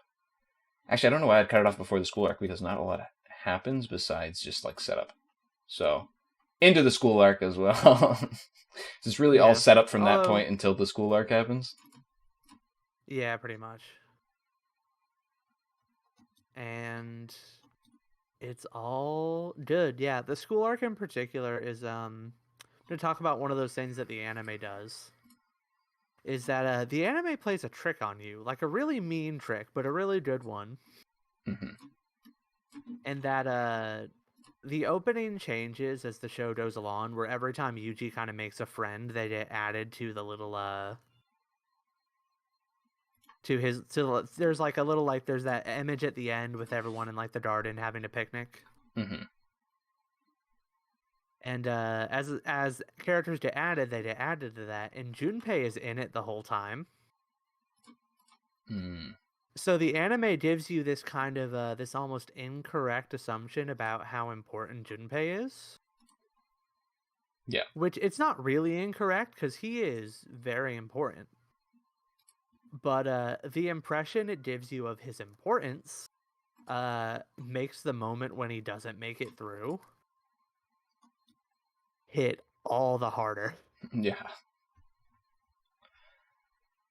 And it definitely feels especially brutal with Junpei, because he's also in the similar state of Yuji, where it's like he doesn't know better and is just learning. He's at this point where he doesn't know anything about the world of sorcery. He's being taught by a person who probably doesn't have the best of interests at heart. And he has the time as a character to kind of turn around and become a better person, and like learn more, similar to Yuji. But it's but before that can happen, it's just yanked away. So it's like you see this character, you see what's happening, and what your expectation is that they're going to have a fight with Yuji and fight it out, and then they're going to live, and they're going to become, like a supporting character on the side. They're going to help us out in future adventures, because that's kind of the shonen formula, and that's not what happens at all. Yeah. Instead, Yuji refuses to directly engage him, like refuses to like all out fight him, and then Junpei is killed by an outside force. Yeah, and it's pretty brutal. And one of the like most shocking images in kind of that arc to me is Mahito and Sukuna laughing at him. Mm-hmm. And in the relatively more recent chapter where that image is kind of echoed, it's still just as chilling. Mm-hmm. And heart-wrenching. Yeah, and I just think what a good arc to kind of change the tone of the series.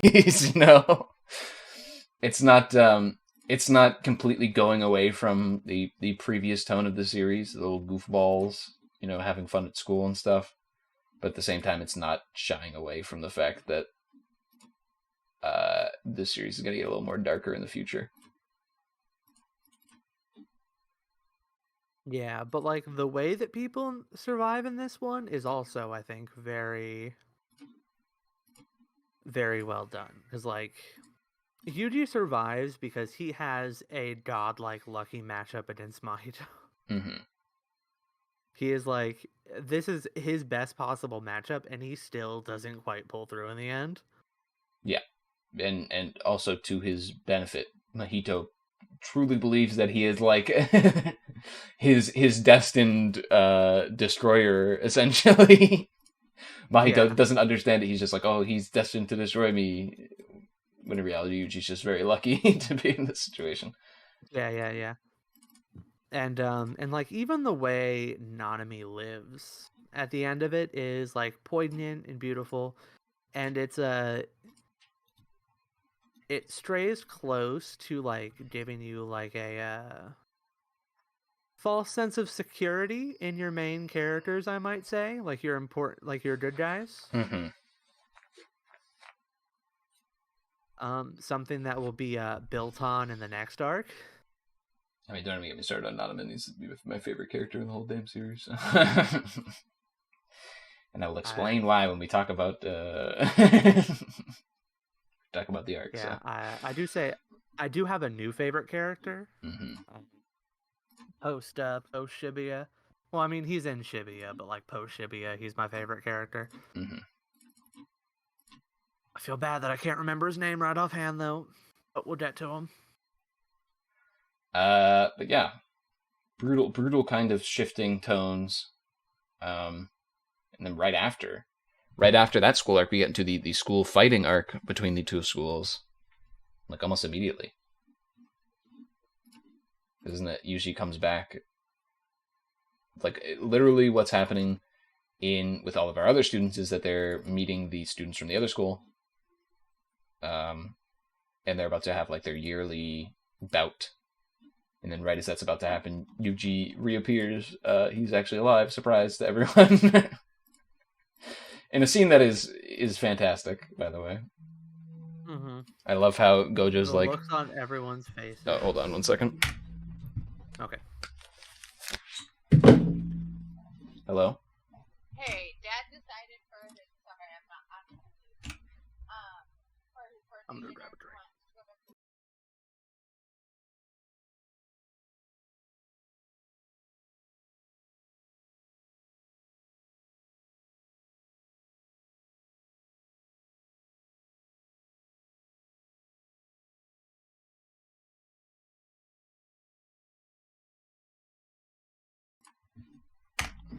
I don't know why people can't text me things, but here we are.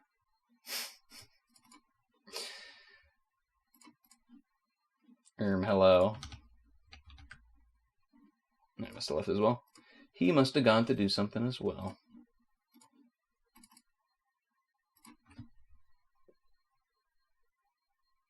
Yeah. Hello. Sorry, I gotta grab a drink. Yeah, I don't know why people can't just text me things instead they have to call me and tell me. But I digress. We were talking about the school v school arc that's following right afterwards, and that scene where Yuji's introduced alive, where his friends are pissed off at him because Gojo tells him it's a good idea to surprise them. In a scene where we see it's small, it's tiny, but we see Gojo doesn't know everything, you know. Just because Gojo's really intelligent, knows a lot, and he's like the strongest sorcerer, doesn't mean that he knows everything about relationships and that kind of thing. Yeah. Or he does, and he was just or he doesn't. He's a prick. Everybody else. Which, to be fair, could also be very true. Yeah. It's like, what I read from that scene is that there was one thing Gojo actually wanted to accomplish, and it was to really piss off the principal of the other school. Which is also fair. Which, you know, to be honest, could have been Gojo's plan the whole time, because that's part of Gojo's character, is that he might not be as selfless as he seems on the front.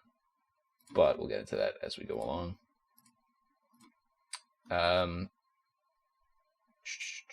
So the school versus school arc, at first is billed as just an arc where the two schools are going to kind of go at it. But as is always tradition with shonens, it's interrupted by villains who want to do some different things. And I forget the exact reason why the villains are all here in this arc. Yeah. So there's a couple of reasons why they could be. Yeah. Oh, it's to distract these. It's to distract the school so they can get the rest of the finger. They can steal the rest of the fingers from the school. That's what it is. That's the main reason. So there's kind of like multiple reasons. There's the stealing of the fingers. There's also the figuring out how long it takes Gojo to remove an anti-Gojo curtain. Yeah, that too. Because that's a very important piece of information for them to have for the Shibuya arc. And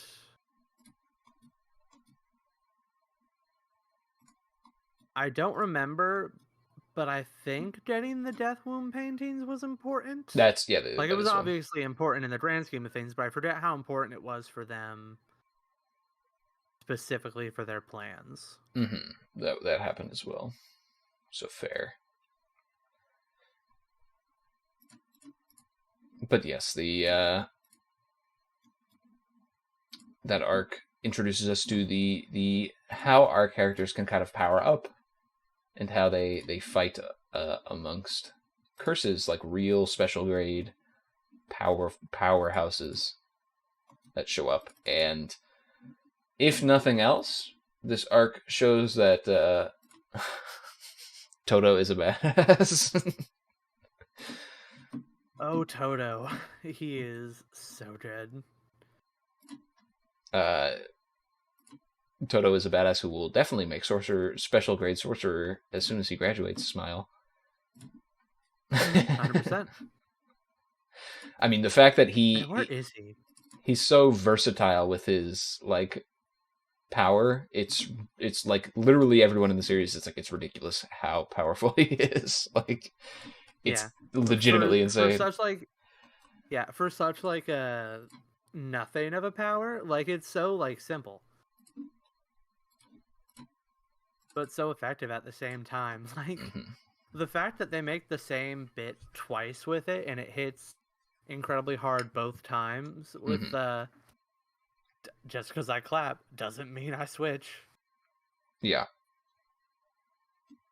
And the fact that it's just like so this wholly disorienting power, and everyone who's affected by it is like, what the fuck is happening to me? But it's so simple, and like even after they figure it out, they still have issues adjusting to it. It's a beautiful just power in and of itself, and beautiful execution of it in a very straightforward character in Todo. Mm-hmm. I love Todo. And the fact that this arc is able to set up so many characters so succinctly. Like all of these school characters, all of the kind of like higher ups among them as well, the teachers and faculty are all set up very well in this arc, and the spirits themselves are set up really well. Yeah, because Hanami specifically gives the villain team at this point like so much additional depth when compared to Mahito and JoJo. Mm-hmm.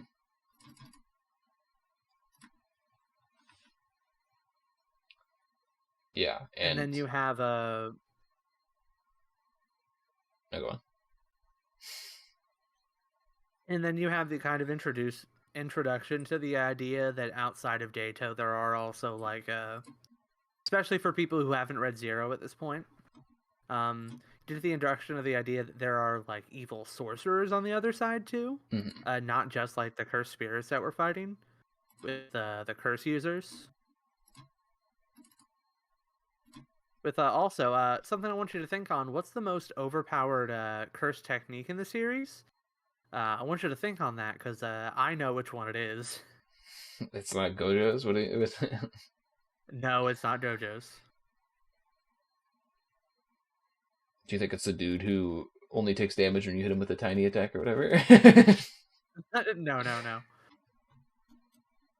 It's or the you most had to... overpowered curse technique in the series, and if it was on anyone competent, it would be unbeatable. Okay, what is it? But it's on. Oh, it's the androgynous curse user, that villain with the hand sword. Oh yeah, where they don't even know what their power is. Yeah, true. Yeah, if that power was on any other character, it would be unstoppably broken. Well, but because he's so pathetic. The issue is we see with the power as well. It's not indestructible because he still has 3 miracles saved up when he dies. So it's not indestructible. But I do get your point.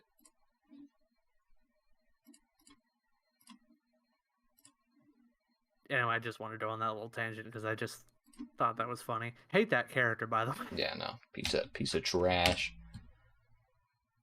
But so this arc, the school arc, is our finale for the setup arcs.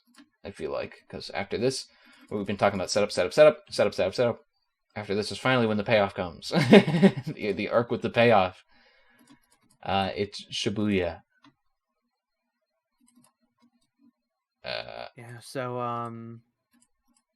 So I kind of have like a list of things I want to talk about with Shibuya. There's a lot to talk about. Yeah, I mean, I'm gonna go through it. Specific points you want to get to. I'm gonna go through literally everything if we have the time. Is basically more or less. Okay, fair enough. My opinion on it. Yeah. So okay, shoot, because I'll basically have like a few tangents that I want to go off of in more detail. But so I'll just kind of let you go, and then once we get to one of my points, I'll okay, let's get into it. All right, so Shibuya, how it starts out. Okay, so I have a lot to say about it. Kidding, but how it starts out is the villains have meticulously made this plan. Like we said, set up many arcs. The villains doing random things. Wait, we skipped hidden inventory. We did skip hidden inventory. Okay, go ahead. Hidden inventory. Yeah, so hidden inventory. This is the arc where I also love the placement of this because it's like right after the previous arc, and then we just go into this extended flashback about basically right before Dato kind of goes to the dark side. And this arc is like, it's one of the shorter arcs, but it's just like a phenomenal little like microcosm of jam-packed of everything that this arc does, of everything that Jujutsu Kaisen does well. It's like there's really good action. There's really good one-sided action in terms of our heroes are powerful. There's some really good like fairly evenly matched action. Fairly good overly overpowered action, but on the villain side, there's so much. And I think in particular, one thing that really gets me is that was like what this arc felt like to me when I was first like watching through it is that comparing Zero to the main series, there's a disconnect between Sudoru Geto, this over the top, chewing the scenery, incredibly charismatic villain in Zero, to this kind of chill, low down, Machiavellian style, like knows everything, in the shadows mastermind in Jujutsu Kaisen proper. And for me, what Hidden Inventory felt like was kind of was trying to fill the gaps in that. Is kind of what it felt like to me at the time.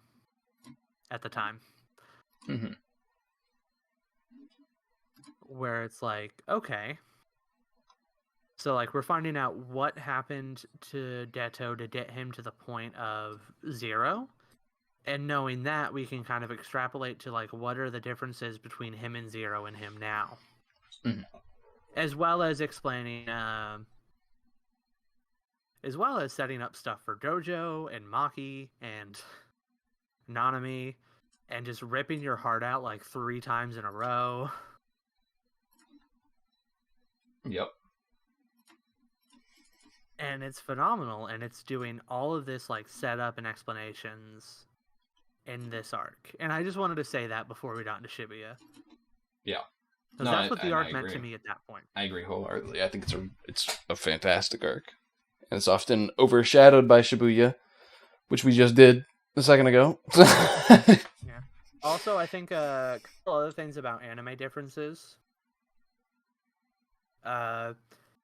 is that I think that the anime splitting up Shibuya and Hidden Inventory, like taking like a several week break before like resuming the anime, was a smart choice, because I feel like having a little bit of distance between those 2 arcs does some good things for it. Yeah. Especially and another thing it does is... Oh, go on. I was going to say, especially because how well it sets up the characters that we will see in Shibuya in that arc. You know? Yeah. Like, Totally Real Gato and Toji, you know? Yeah. And another thing that the anime does too, does that kind of improves the pacing a bit. Not, and I say improved as like going from like a 9 to a 9.5. Is it takes the chapters, I don't remember, but May and Toto recommending them for grade 1 or first grade sorcerers, as well as Yuji meeting up with a friend from middle school. It moves those to after Hidden Inventory and before Shibuya instead of after the class fight and before Hidden Inventory. Okay. Which, again, I think is a positive change, because that kind of puts a little bit of like a nice gap between Hidden Inventory and Shibuya that I think does good things for it. Yeah. I agree. And, I mean, Hidden Inventory sets up another one of my favorite characters. Toji. Oh. What an amazing character. Every time I think of him, I think of an Instagram video my wife showed me, where it's like Jujutsu. It's like it's a TikTok thing of these, of like the girl like looking at her phone and like squealing and squeaking and whatnot, and it's like when you're and it's a picture of Toji, and it's like girls when they watch a man like ignore his child. But that's the thing. We'll talk about it. Did I get a Varric helmet? Yes, I did. Toji is a fantastic character. I love him. Yeah, no, Toji's great, and he has a lot of depth to him that I really like, that I wish could be explored more, but unfortunately he's dead and will never return. So anyway, on to Shibuya. We have jokes here, people. We play practical jokes here, people. Yeah, we're funny. We're funny guys. So hidden inventory, great arc, really well done, and it heads straight into Shibuya, which is what many would consider the best arc of the series. Definitely up there. It's so good. What an arc, baby! What an arc! Hubba hubba! Like this arc is wonderful. Does everything expertly. And just starting out, we'll start in the beginning. All sorcerers on site. We need all sorcerers on site because there is a threat from a bunch of spirits, the ones that we've encountered before. Oh nope, you're skipping stuff again. You forgot about Mekamaru. Oh, I forgot about Mekamaru. I just got a fucking 4 million drop. I am pogging.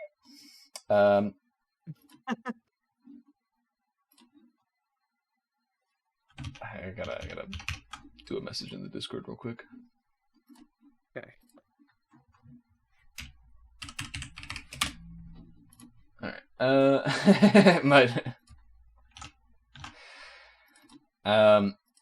So Mekamaru is another little tiny arc that we get right before Shibuya, where a character Mekamaru has seemingly betrayed our good sorcerer faction to make a deal with the evil spirits.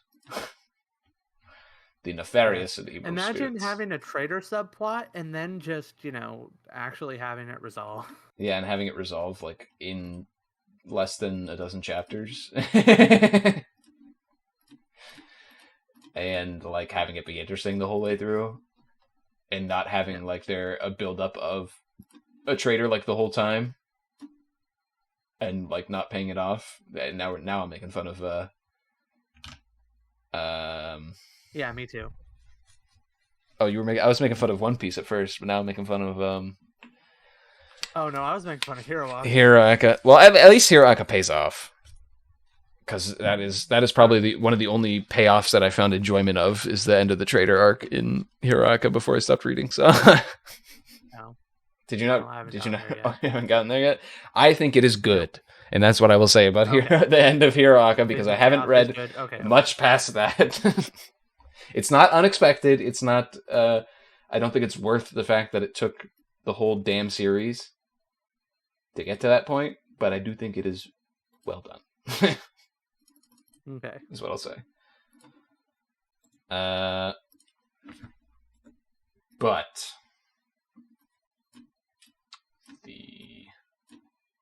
what's it called? So Mekamaru was the traitor. Yeah. And he has a very twisted sense of justice almost. Because while he is the traitor, he's not being a traitor with no holds barred, really. He's being a traitor till he gets what he wants. And then he's going to betray the people that he's being a traitor for. Mm-hmm. Which makes a lot of sense. Yeah, it's completely reasonable, and it's one of those things where it's like all of the payoff, or where it's like it's immediately paying off all the setup you get for every individual character in the last arc. Mm-hmm. And it's like we're immediately getting this payoff for Mekamaru, where it's like how badly he wanted to stand out in the sun with everybody. Mm-hmm. You suddenly realize it wasn't a pipe dream. Yeah. But at the same time, oh yeah, that was never gonna happen. Like he has his morals, and after he's gotten what he wants from the villains, he immediately says, "Okay, well, you're villains, and I can't let you be free. We're fighting it out. Like you've given me my body, now I'm gonna be free with my body." Oh, oops. But it makes sense from like he could have gotten away, probably. Yeah, he could have gotten away if he forgot his morals or like let go of them, but he didn't want to. He wanted to be a better person, and that's kind of admirable, especially because of the people that he wants this body for as well, not just himself. It's selfish that he wants it for himself, but at the same time, there are other people that he wants to be with his friends and loved ones, and it's like it's kind of nice. And then he dies. Yeah. It's like, you go into it, and you know for a fact there's no way he's coming out of this alive. Mm-hmm. Like, there is just absolutely no way. And the tragedy is just mounting the entire time. And it's just, man, does it hurt. Yeah. And yet again, a testament to the writing of the series, where it's like, you know it's coming. You know that there's no way that Mechamaru can survive this, despite his big, giant, like toys and shit. Because, like, the moment that curtain goes down, and he's stuck in there with both Dato and Mahito, you know there's no getting out of there. Mm-hmm. And it's tragic, but at the same time, it feels so well written. Like, you can't, when you're a writer and you're writing characters that do things, okay? I know I'm being generic here. When you're a writer writing characters that do things, if you want to write a good story, you can't compromise on those characters' morals. And to Gige's credit, Gige could have had Mechamaru like get what he wanted and walk away, but he didn't want to compromise on the character's morals in writing, and because of that, it made a better story, despite the fact that we have to see this character die because of his morals. Yeah, like, not everyone gets a happy ending. And it's tragic, but it's what had to be done. You know, like, you can't just write the character not doing what he wants. You know, you can't just be like, well,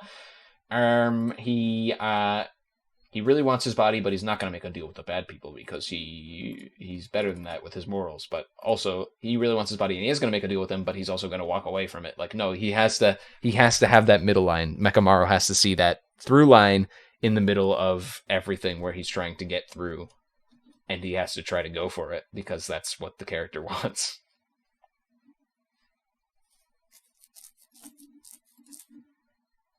I just realized I brought the wrong things. Oops. And it kind of and it does kind of make you wonder, because, like, one thing that Dan, I really love about Jujutsu Kaisen is, like, the many layers that it's always operating under. Mm-hmm. Is that, like, the entire time that this fight is happening, or, like, especially in the aftermath, you wonder, like, why did Mechamaru go through this? Like, you know why. It's because of who he is as a person. Mm-hmm. But it's like, could he have run away? Would that have been against his morals? And you're thinking about these questions as you, like, barely have time to think of them because you're moving into the next arc. Because it's like, he seemed pretty ready to lower that curtain. Would Mechamaru have fared any better if he had tried to run away? Mm-hmm. And you're like, you know, if he hadn't have diverted his attention away from Mahito before he knew he was done for, would he have been able to at least take out Mahito before Deto had to step in? And all these questions that are swirling, and, like, you feel like there's another way it could have gone, but at the same time, you're not really sure. Mm-hmm. Especially because the Deto in this situation is so permanently on top of things. Yeah. And there's just so many things to think about, and, like, this fight is just, like, such a good example of it. Mm-hmm. And it's so sad that we lose Mechamaru, because I feel like there is so much more potential for him to do things, but it's just ripped from our hands. Well, there is more potential for him to do things, as we see in the next arc, despite the fact that he's dead. That's right. We move on to the next arc, where all sorcerers on deck. There's an issue with some evil spirits who have potentially, oh thank fucking god, I'm done. Who have potentially caused some issues in the Shibuya area. We need all sorcerers on deck because there are a lot of people trapped who can't get out. And that's kind of the setup. As we more or less, it's not even like set up for us that clearly, because it's just more or less we just cut to the next chapter, and it's all of our characters outside of Shibuya, like, standing there like, what's going on? What? And so that's basically all our setup for Shibuya is we don't know what's happening. The spirits have trapped a bunch of people, and all sorcerers are on deck because they fear something's going to happen. But not to worry, because they're sending in Gojo first, who will deal with the problem, right? Yeah. Smile. Gojo has never failed us before. Never mind that we just got off of an arc where he failed. But that was way in the past, and nothing like that has happened again. Toji is a anomaly. Or will happen again. Yeah, Toji's anomaly, who won't cause issues for us again.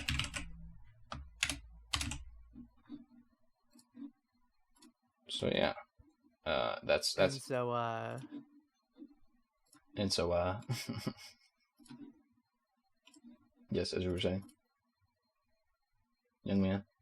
So when was the moment, like, because I know when I was reading this arc, there was a moment where, like, the seriousness of the whole affair, like, really ramped up for me.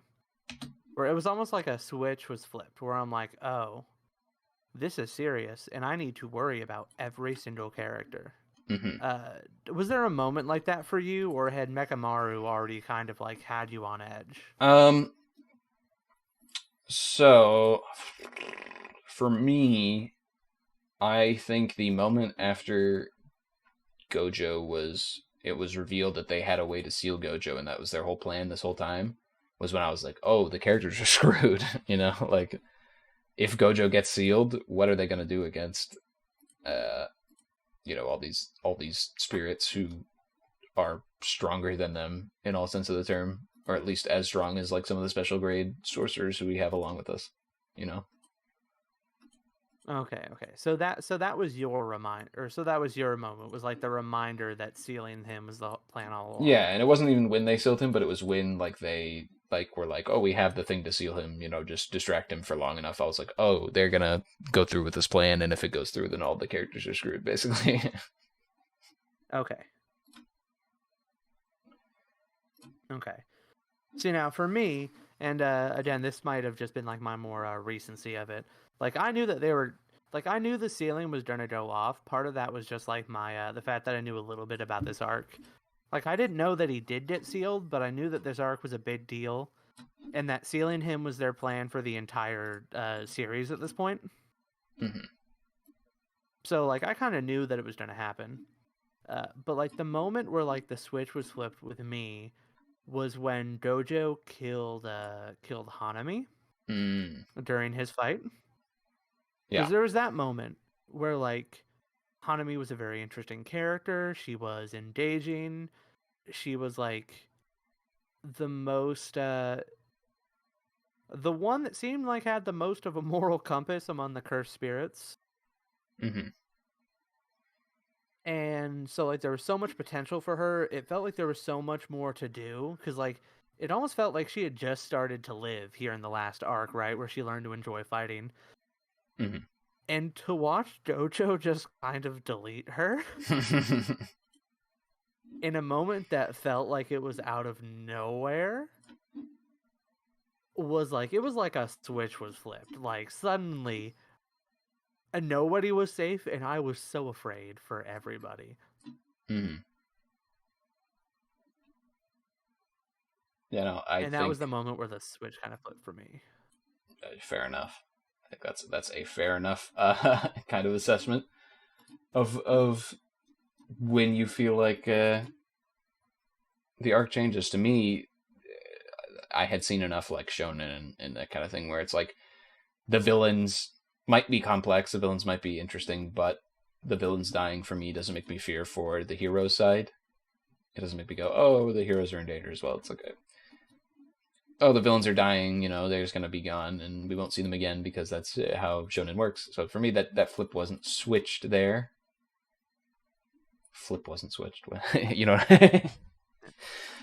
But yeah, for me, it wasn't there. That was a moment where I was like, oh, okay, we're just killing off this character then. Because it doesn't even feel like it's built up. It's just Gojo seems like fed up with the fight at that point, and he just turns and just, like, power bombs her into the wall, and she's just dead. Yeah, I think for me, like the part of the reason why like that kind of flipped it for me was also because I had already been thoroughly convinced of the quality of it at this point. Like, Hmm. I feel like I'd already kind of like learned a little bit of how the author was like thinking and writing at this point. So like for me, like that felt like the moment where I'm like, because like I know how much care and attention is drawn into each of these characters and how that can be taken away. And I think out of like in terms of like character importance, Hanami was like the most important character to just get gotten rid of at this point. At I least like compared to like someone like Mekamaru I can to me. understand that. I think Jogo is the more voice of the spirits, and it made sense for him to kind of be the last one around, more or less. Besides Mahito, but whatever. Mm-hmm. Mahito has personal stuff with our main protagonist, so makes sense. But Jogo to me was the voice of the spirits, more or less. Where it's like all the other spirits had their characters, had their ideas, but Jogo was like this kind of central force to them. Yeah. And so when Nanami left, I was like, oh, okay, we're still cooking along. We still have Cthulhu, who we haven't even seen anything of before this arc, really. They've just been chilling. Yeah. Just chilling in the water.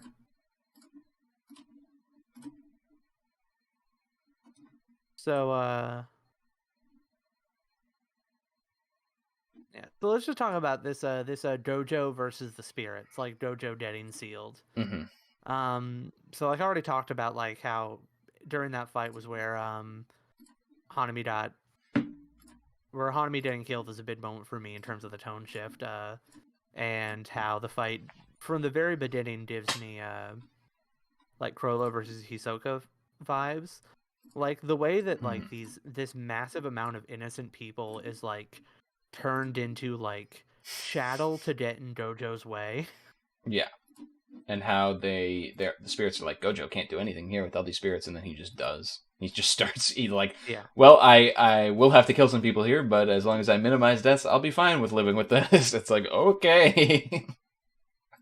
Yeah. And it's like so like up to this point we have never seen Gojo have to do resource management. At least modern Gojo. Like we got a better idea of how his individual techniques work in hidden inventory, like with Ezra Blue and Red. Mm-hmm. You know, like the actual mechanics behind his curse techniques. Mm-hmm.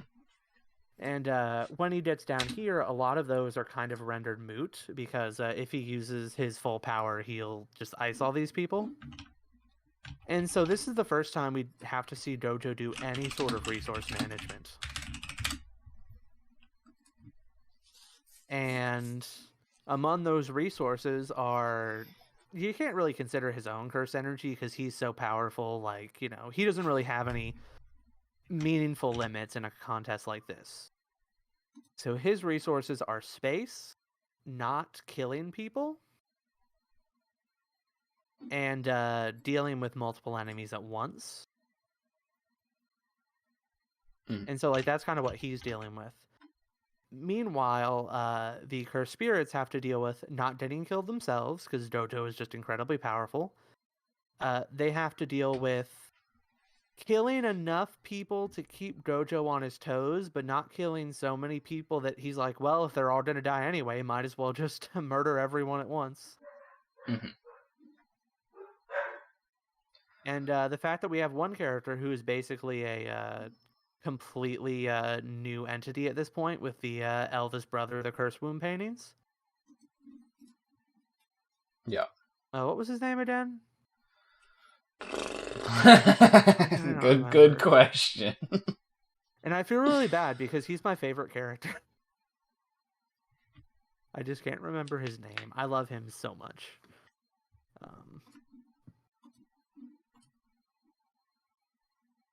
What is his name?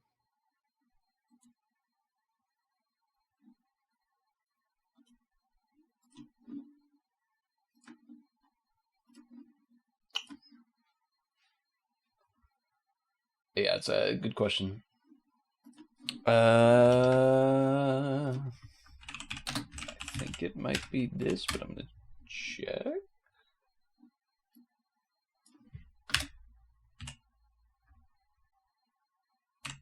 No, it's not that.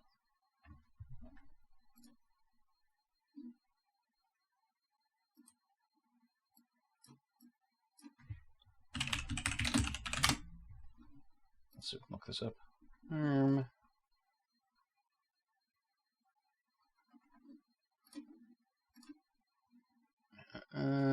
Chozo. Chozo, yeah. Just found it as well.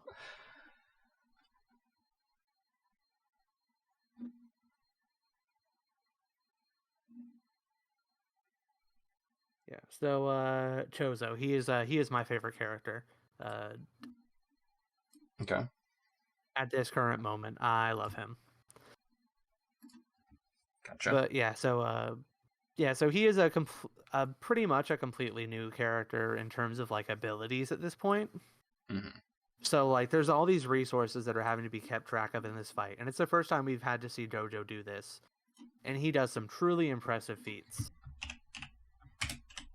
like using his domain. Mm-hmm. And using it so fast that he can use it offensively without hurting all the people that are inside of it, or without only hurting the people who he wants to inside of it, which is so incredibly impressive. Yeah.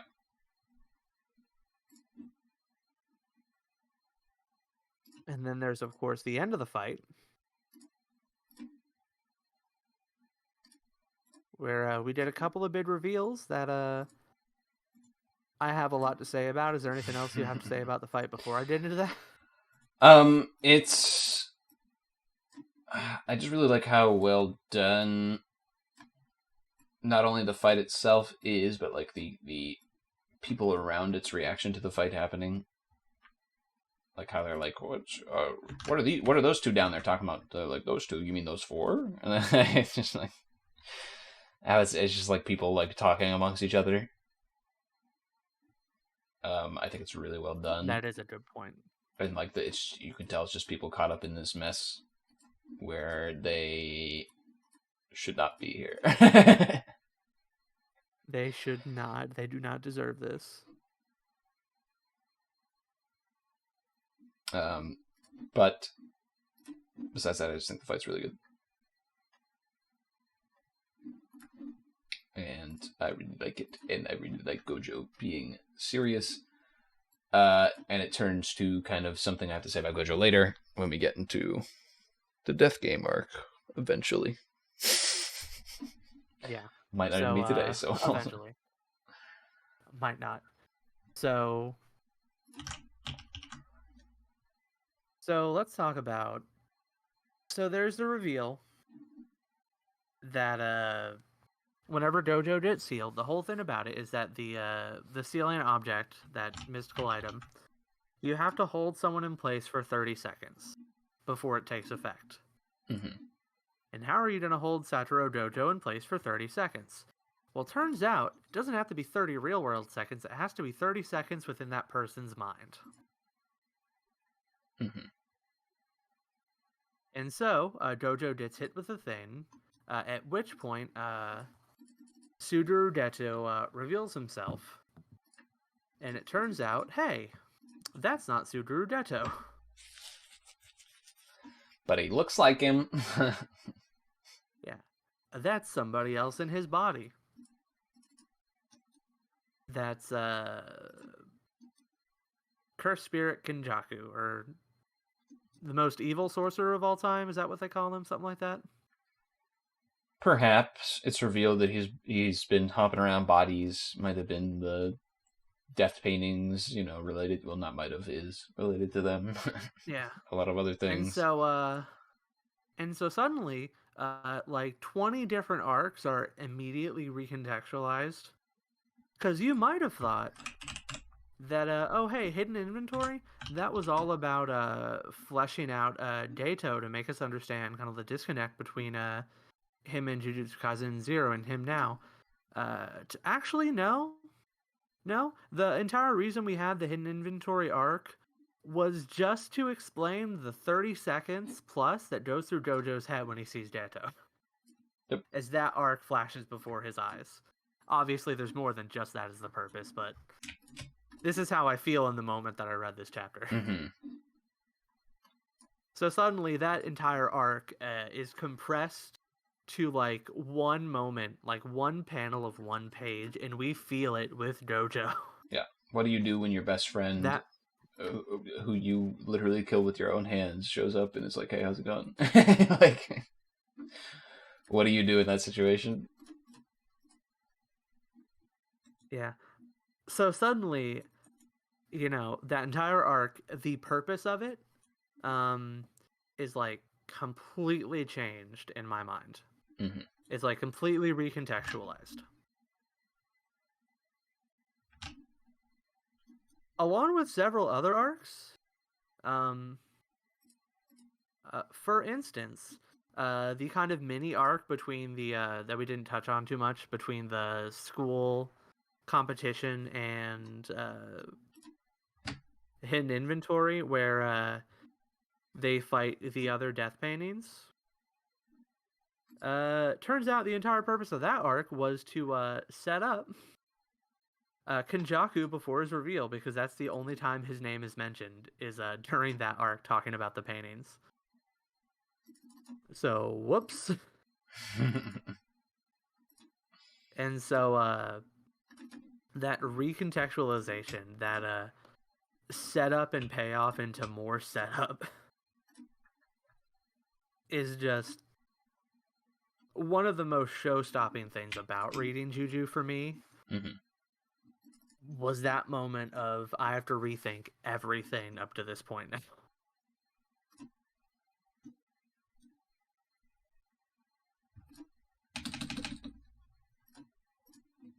Yep. And the fact that it all just happens so quick, and like you said, it's just 30 seconds or a minute or 3 minutes or however long it was where they have to be in their mind, not even in real life. So it's the perfect plan set up by these spirits and an evil sorcerer to capture Gojo. So Satoru Gojo. Satoru.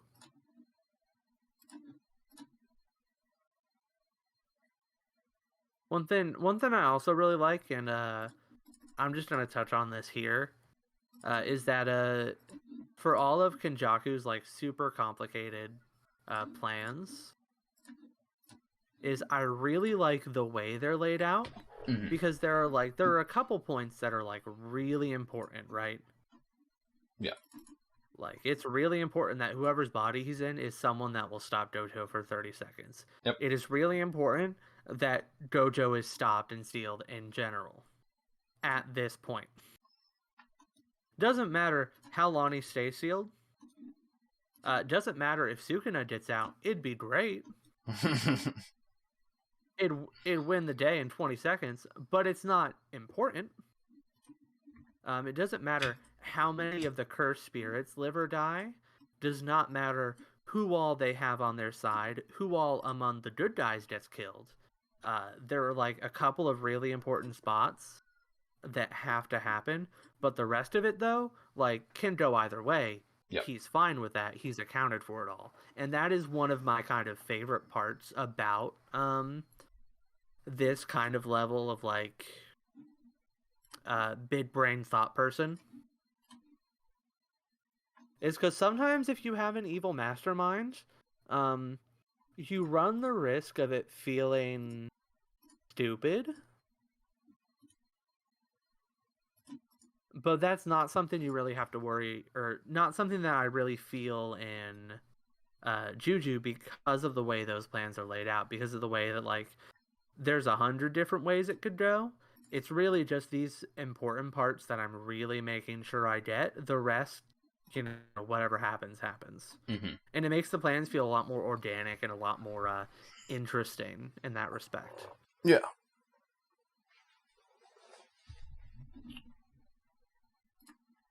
And it's also why a lot of the fights can feel so either way. Because, like, in the current arc of the manga, because, like, you kind of feel like, you know, no matter what happens with that fight, Kenjaku is still out there with his plans going on. And whether Gojo or Sukuna comes out alive, whichever one it is, his plans are still probably going to go off at this point where they are. Yeah. And it might be easier with one outcome or another, but it's not going to be easy. Yep. And I just think in terms of, like, evil masterminds, one of the best. Yeah.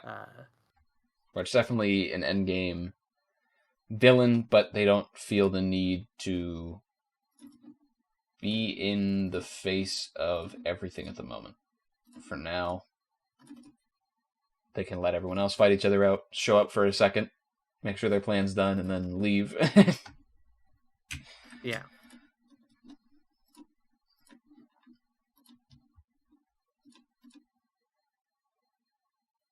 So good. And now we get to kind of a rapid-fire gauntlet of fights after this. There's no breathing point after Gojo gets sealed. Really before, but if you were holding your breath, you're going to die. Don't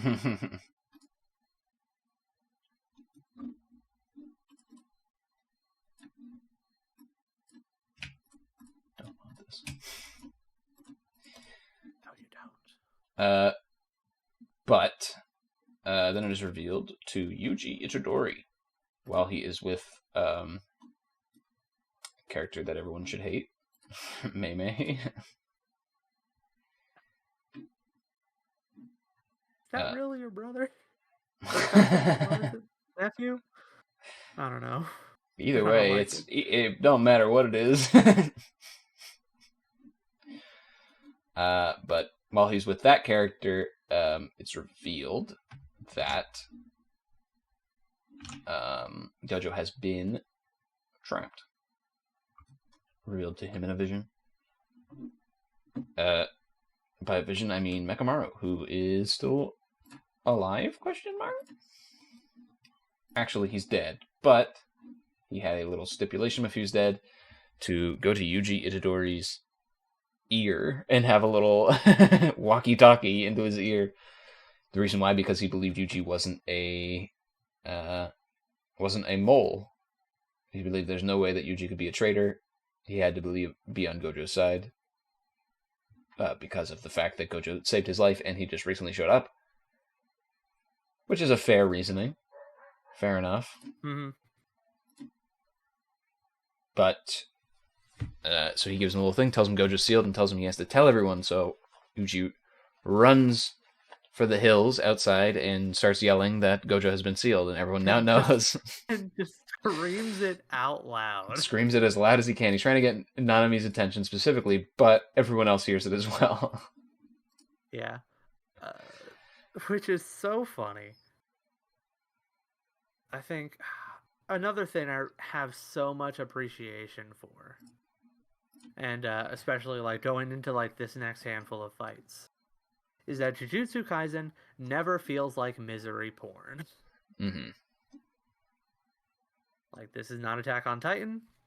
You know, like, there are positive things to say about it, but like, this show never feels like misery porn. And I appreciate that so much. Mm-hmm. Because it gets dark and terrible and stressful, but like, who these characters are is never going to change. Well, at least who they are inside. Who has their hands on the steering wheel may change for some characters, but who they are inside will never change. Yeah. And that light of hope is so important, especially as we get into some of the upcoming fights, where Yuji and some other characters actually get some dubs for once. Which I think is very important for kind of avoiding a trap that some shows can fall into, where a character just loses so many fights that they kind of like lose their credibility with you. Mm-hmm. And I think Jujutsu Kaisen does a good job at like kind of shying away from that, where it's like the enemies always feel kind of overwhelmingly powerful as a whole. And our characters, like, are definitely underpowered compared to them. But like, you never feel like our characters are so pathetic they should not be there. Mm-hmm.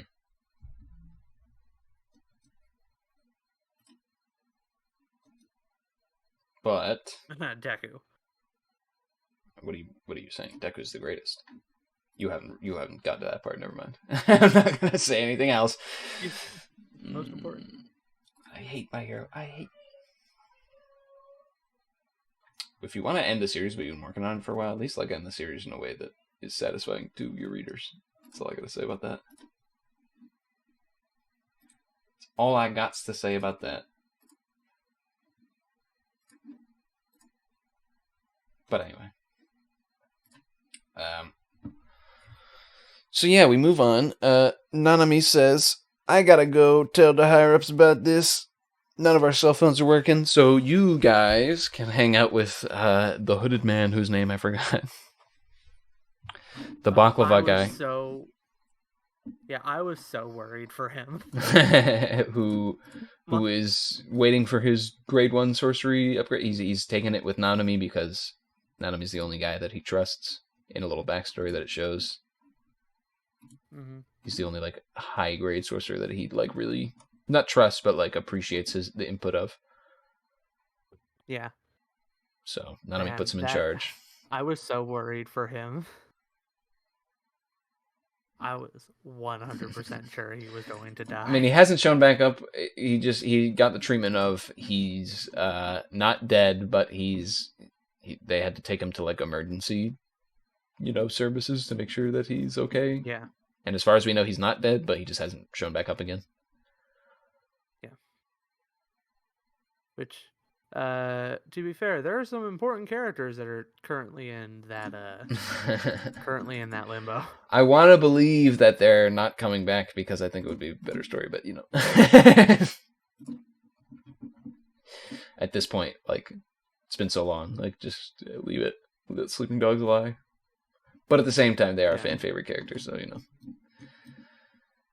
If Kingdom Hearts has delusioned me far enough, I know that my opinion doesn't matter. It's whatever the fans want. They get. Also, I feel like it's possible for them to come back in a satisfying manner. I believe. It's not impossible. But, like you said, the necessary wins are gotten where they are needed. Yuji and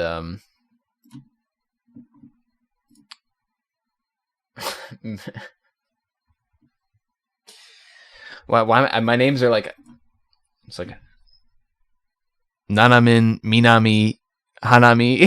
My brain's like, which one is it? Yeah. My brain's like, So Minami meets up back with Yuji as he meets up with Nanami. And then the hooded man's in charge as they try to take down the barriers, as there are multiple barriers preventing these sorcerers from making a move, essentially. And they've figured out that the barriers are more likely on the outside instead of on the inside. So they say they're at the most obvious point because that makes them stronger. So they look for the most obvious point, and turns out it is on the top of a skyscraper. Yep. And then they fight some characters that feel like kind of like nothing characters.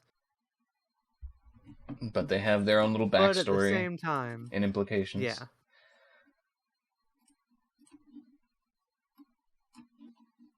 They serve of this big reminder of the fact that Satoru Dojo has literally changed the world with his mere presence. Mm-hmm.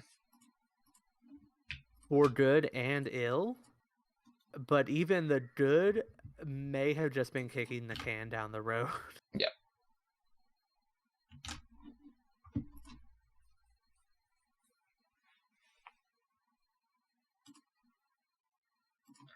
But they have really interesting, cool powers. That one of them has a power where you can only hurt him by hitting him with a weak and strong attack at the same time, essentially, which is really cool. Yeah. And it's figured out by the boys. They figure it out, and Hood guy fights the other two, which turns out has a power that summons the dead. And by summons the dead, I mean like literally brings them into the body of the grandmother's grandchild, and the person that she chooses to bring, because he's very powerful, is Toji. Mm-hmm. And so, like, the purpose of that technique is so that way they can, like, borrow that power or use that person's power. But because of the particular traits that Toji Zenin possesses, rather than just, like, summon the spirit, get to use their power, instead, Toji Zenin just kind of comes back. And Because, like, it's a little unclear whether it's because he was just so powerful or if it's, like, something specific about the way his body works and the fact that he has no cursed energy and his weird heavenly restriction. That's the way I took it, is that he, because of the way his power works, where he just has no cursed energy, it just, like, took over the body and completely evaporated the other guy that was there. Mm-hmm. Alongside the fact that his will in particular was one that was just so insane. Right, but that's like shonen nonsense. But the part that I appreciate is the fact that it can be like, oh, the will is the thing, or it can just be explained like, no, he has a specific power that just happened to work out for him. Yeah, there's like there's several possible explanations, but either way, it's an example of how the fact that they were planning to do that kind of doomed them from the start. Mm-hmm. The Barrier family.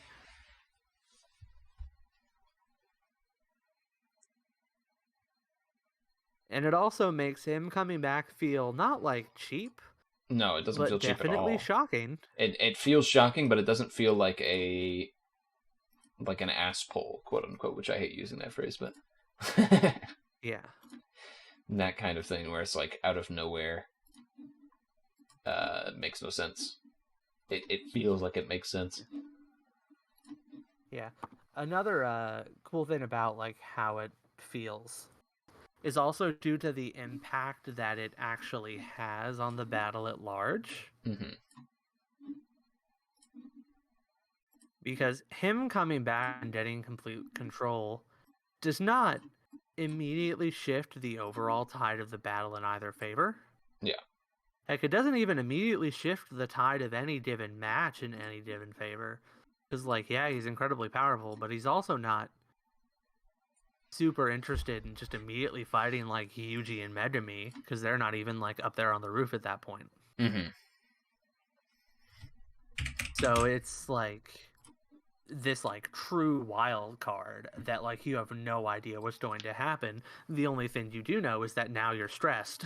Yeah, and eventually it reaches a point where it basically explains that at first, while he had control of the body, something's gone out of control where it's like he's just going crazy and beating the shit out of everything around him. Yeah. Which is fair.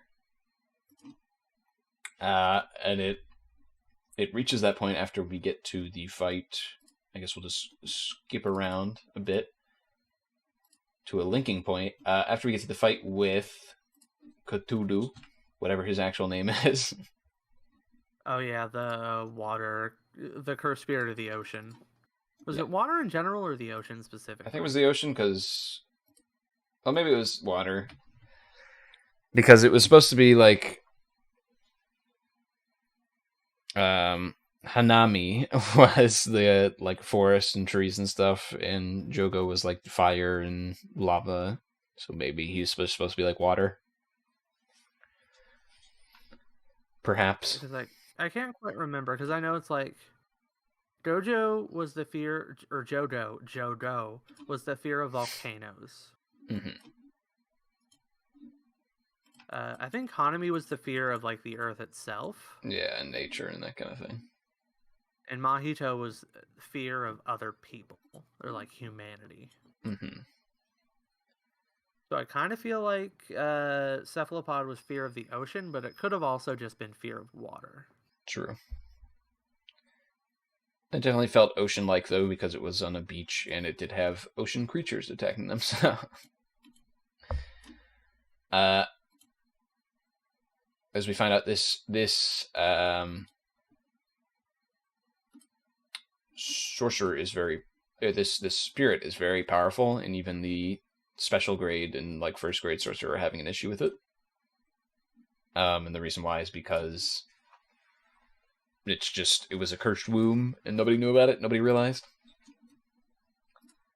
And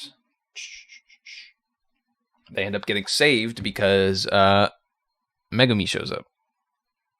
And Megumi, because at this point, him and Yuji have beaten the barrier family, and everyone's headed in. That's why they're having this fight, because they've all headed in. And they end up being saved by Megumi because Megumi shows up and gives them like an escape. Like he uses his domain to essentially give them a way out so they can all leave this place where they're all getting their asses beat by this spirit. Because Megumi is the only one there who can make a domain. Mm-hmm. Also, absolutely love the I forget his name, but like the Zenin patriarch at that point. Absolutely love his power. It's a great dude. I loved when it was like showing it off, and I was like, "Oh, what is this?" And then it was like explaining it. I was like, "Let's go!" That's so cool.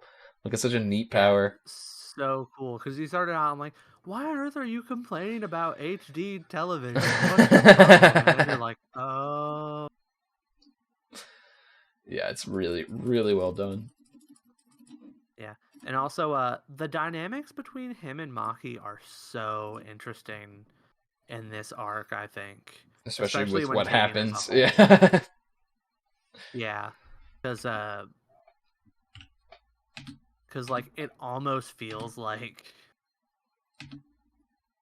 he was the only one in the family who either realized how dangerous she could be,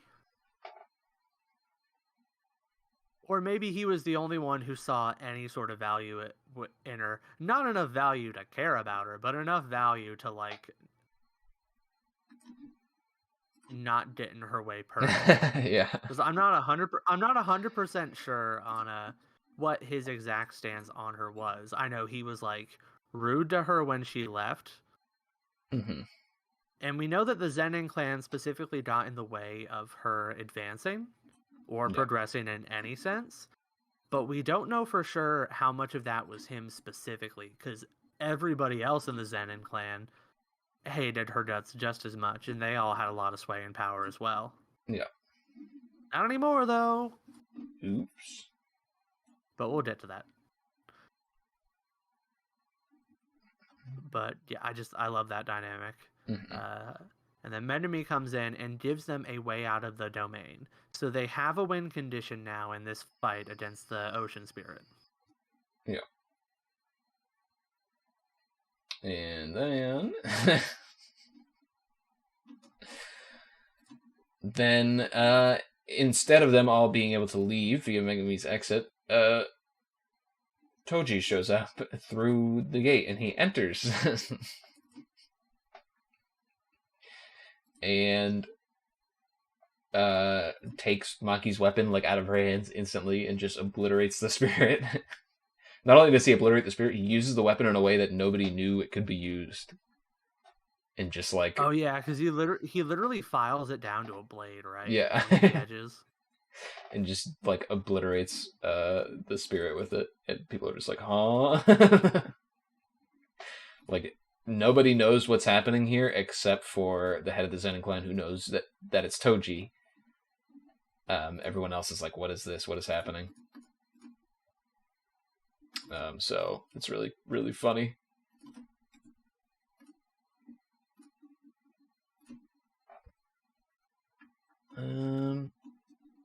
Really funny. Really engaging.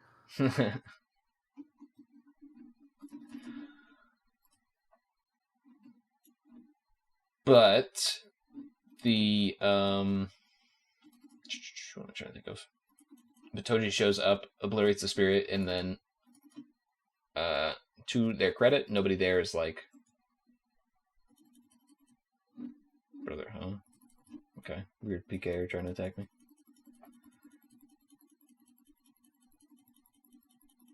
Suspicious.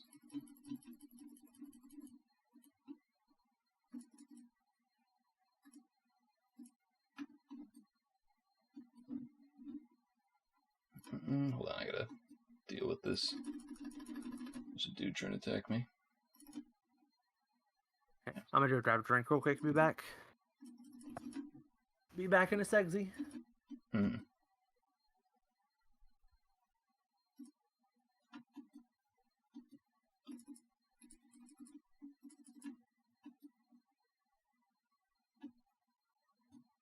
I think I shook him, but I need to wait. There we go. Okay. Yeah, so we don't know RuneScape in the wilderness can lead to people trying to kill you and PK you and take your stuff.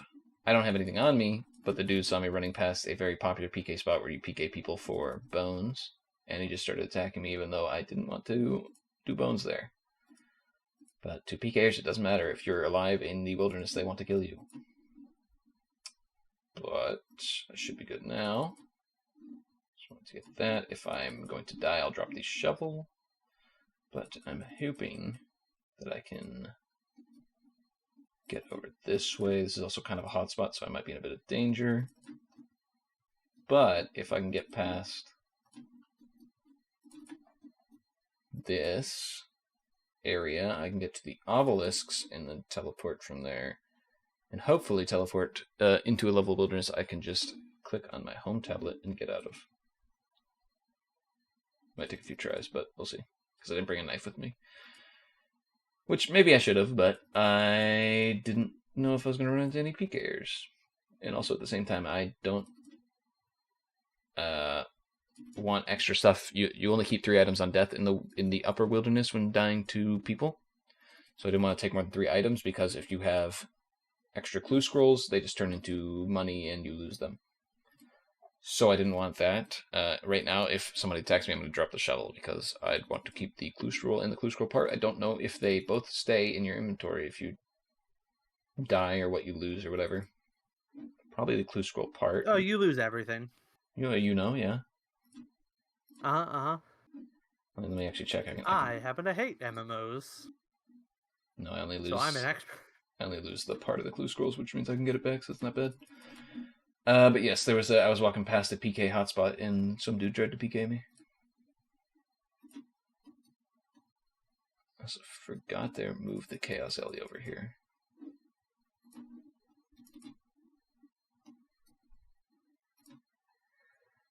But yeah, some dude. I was walking past a spot where low-level people train their bones on. You're not going to attack me, right? You're such a fucking bitch. Yes, I am. Should be fine. Should be fine. Oh, I'm back, by the way. Oh, I can tell. He's still on. Having fun in RuneScape? One of my clue steps require me to go to the wilderness, and in there people can kill you. And like I said, I walked past a hotspot, so some guy tried to kill me, but he was slow, so I just ran past him.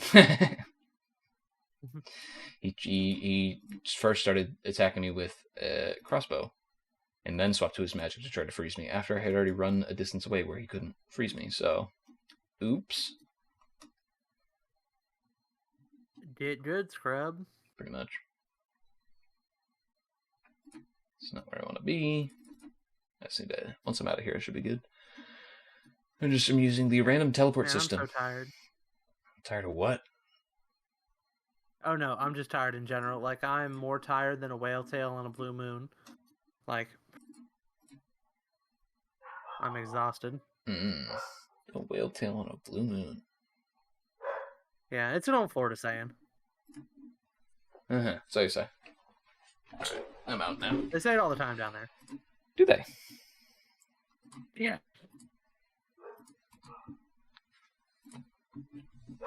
My sister has walked away, and now the dogs are barking like crazy. Lovely. Aw. I went through a bone a couple times for the bubbies while I was outside.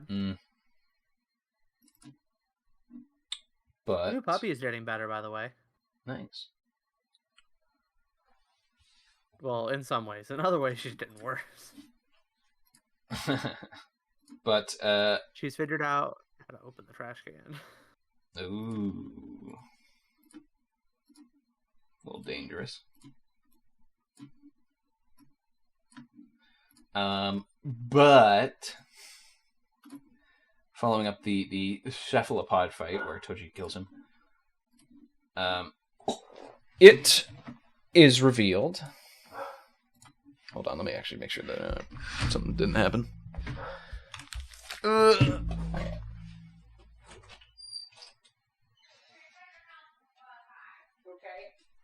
Right now, I'm just grinding for money because I don't know what else to do in the background. I was going to try Ogre Ousting, but that's just a bit too demoralizing and hard to focus on, so I just did the Academy Ace tournament instead. Alright, I'm sorry. She's barking at my sister because my sister wasn't letting him out.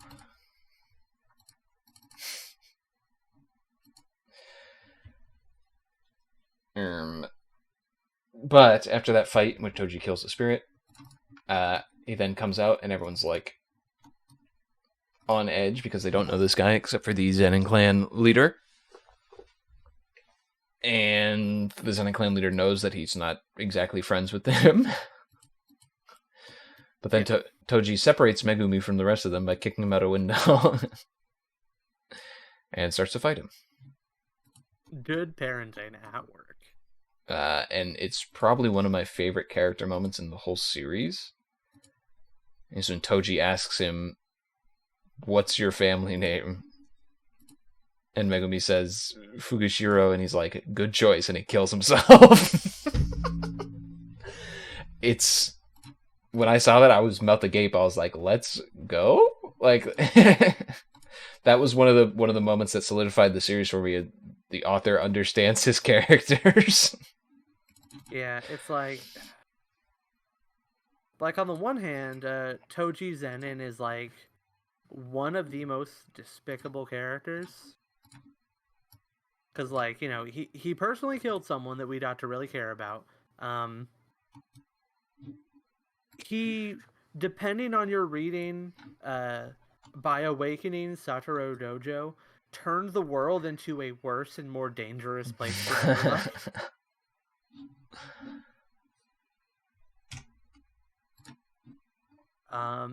And he was also mean to Best Boy Dato. Pre-fascist Dato, specifically. Which is our favorite Dato. Out of the three we have. But anyway, you know, so and on top of that, you know, he's a absent father because he was dead. Well, he wasn't there when he was alive either. He gambles a lot. You know, just all around, you know, kind of a scuzzy guy. And yet, even after death, he gets such a beautiful moment of closure that was entirely unexpected. Yeah. And it's so beautiful. Because you know that the only thing, like, he's not a great dad, but the only thing he wants for his kid is not to be his own person, essentially. Somebody asked him that question. To not be... Yeah, when he asked him, even though, like, in the past it's showing that he's willing to sell him to the Zenin family if he develops a nice power. He's like, sure, I'll sell him to you if he develops a nice power, you know. which he does, but he doesn't end up with the Zenin family. And that's what makes Toji happy before killing himself. Yeah. And another nice thing to note is that about this scene in particular is that the fact that Maki is present there is really important for a couple reasons. It's not in like this scene, but the fact that Maki is present right before Megumi gets separated from the rest of them. Mm-hmm. For one, it's kind of a setup for the way Maki will be feeling a bit later in the series. Yeah. But also, it's a quick reminder of what it was that Toji had to go through. Mm-hmm. Because the hidden inventory arc doesn't dwell on it much, besides just how much he hates the big sorcerer families. Yeah. Towards the end. It doesn't dwell on it, though. And so having Maki there is this nice little reminder before this moment happens of just what it was that Toji had to deal with. Mm-hmm. And why he ended up the way he did. And I just think that that is such like a clever bit of writing that works on so many levels. Yeah. And I agree. It's such a well-written character and such a well-written execution of said character. Like, and like you said, the moment of closure at the end where it's just like, it lets him have that with his son, who doesn't even know that it's him.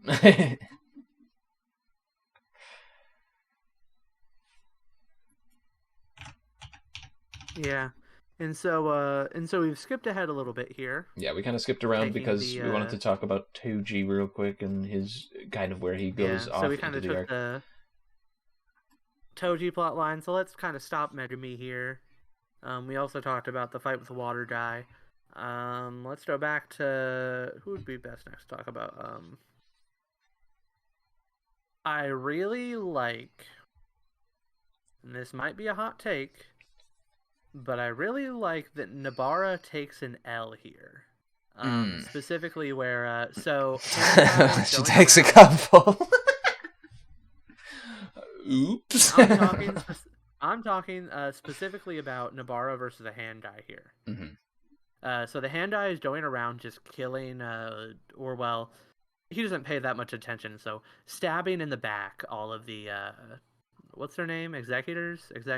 Helpers. I don't know what they're called specifically, but the people that help out, essentially.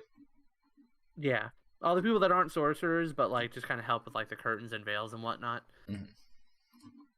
And so a really interesting point, because it's like, yeah, this is kind of like a central weakness to the sorcerer strategy that usually is an issue because they're fighting cursed spirits that aren't the biggest in like long-term planning usually. Yeah.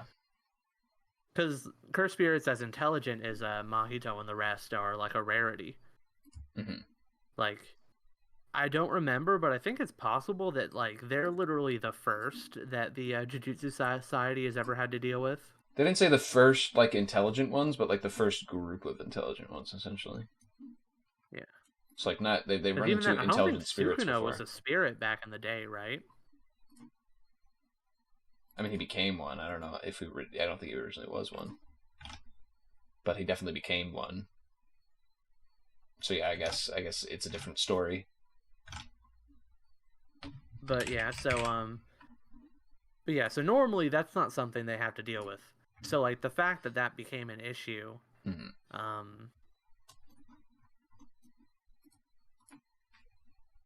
was, unfortunate. And I think a really interesting way to take things. And the fact that Nobara loses here to the hand guy. Yeah. Like, obviously, it becomes more complicated than that. But the fact that she does lose here, I think, is good from a writing perspective. Because I think at this point, Nobara has mostly only had wins under her belt. Mm-hmm. Because, like, yeah, because at this point she's only had wins. because she had to get saved from the prison, but she did beat the cursed spirit she was fighting there. I don't really count the mini skirmish with Mai before the festival. She beat the Wind Witch in the festival, and then she beat the Death Womb painting. So, like, at this point, she's kind of had nothing but dubs. Mm-hmm. And so I think, like, the fact that she loses to this hand guy, I think is, like, kind of an important element. Mm-hmm. And kind of setting up her weaknesses as well as the fact that she loses one fight and comes out unscathed. Helps to put a false sense of security in terms of the livability of this character. It's true. And I don't know how popular of an opinion that is, or even if that's something that people talk about. But I think that it was personally a strong choice.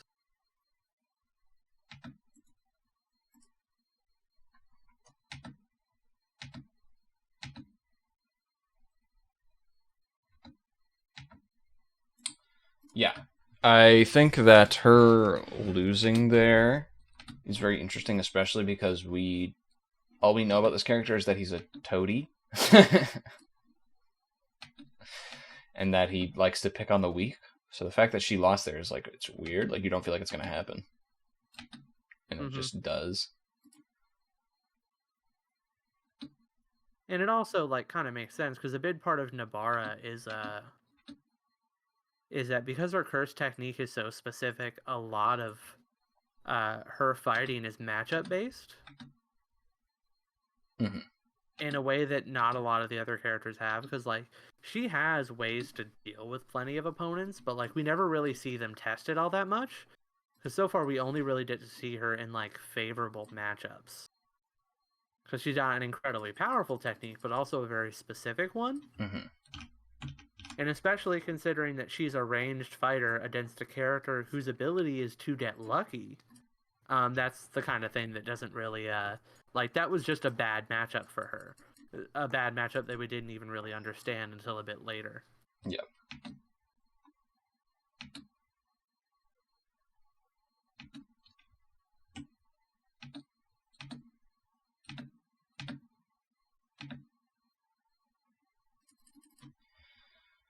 But then she's chilling for now with what's her face? I forget her name.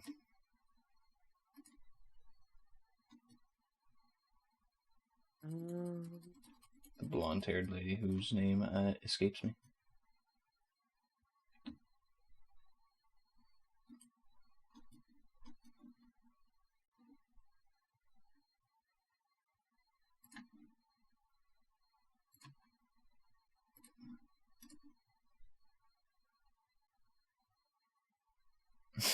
We don't think about it this hard.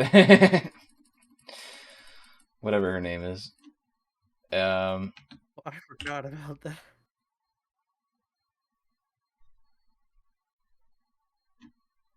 Sorry, I just remembered chapter 129.1. I don't know what you're talking about. It was a promotional chapter for, like, when the anime was first coming out. And it features a character in it that is no longer with us at the time that the chapter is placed. That's true. Very funny.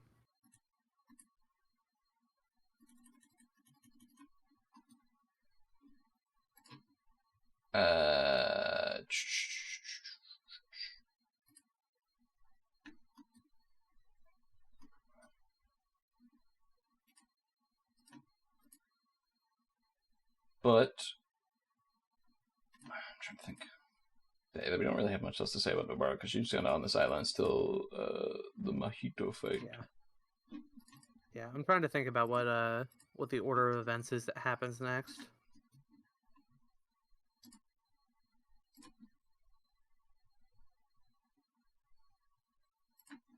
Oh yeah, I think next up to talk about is Yuji versus Choso.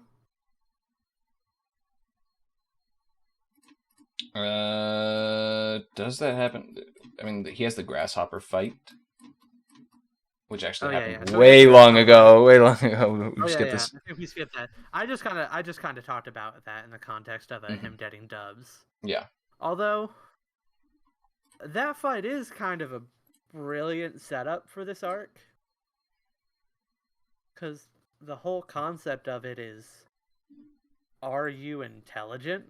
That's kind of the central question of the I whole thing. guess. It's like, are you intelligent? Are you intelligent? And the joke of it is that, yeah, he's a cursed spirit, and he's talking about how intelligent he is, but he's also obviously stupid. I mean, he can talk at least, which And is. that's kind of, yeah.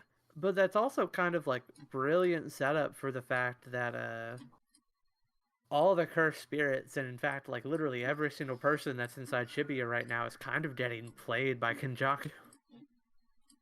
Fair enough.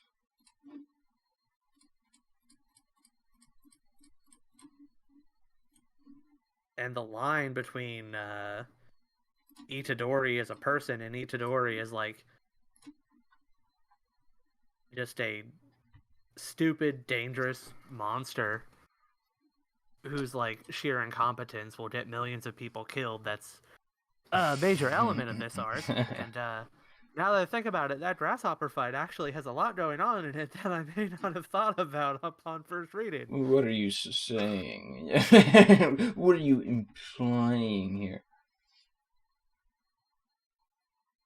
I'm implying that. Okay, hear me out. Hot take: Jujutsu Kaisen is just. Might be a hot take, but yeah. After that, a brave statement. After the grasshopper, which is enraptured Cory, that's which is before the ceiling stuff even happens. After that, he then goes and he fights Chozo. 1 second. One. Hello, my love.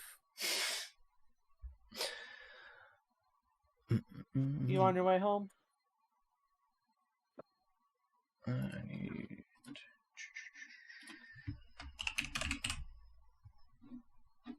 should have these actually. Yup. Thank you, Glue Scrolls.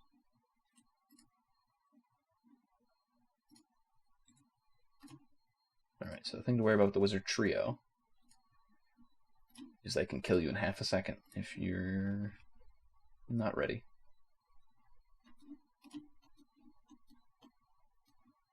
So we just have to be careful. I believe we pray mage and melee buff. I'm in the right place, right? Yes, okay. Yeah, I believe we pray mage and melee buff. Or range and melee buff, one of the two. I think mage, because I think I have better range defense. Let me check. Okay, I'd like to actually check. Get out of my fucking face, Yusuka. I'm not in combat game. Defense bonus. Yeah, I play pray mage. Alright.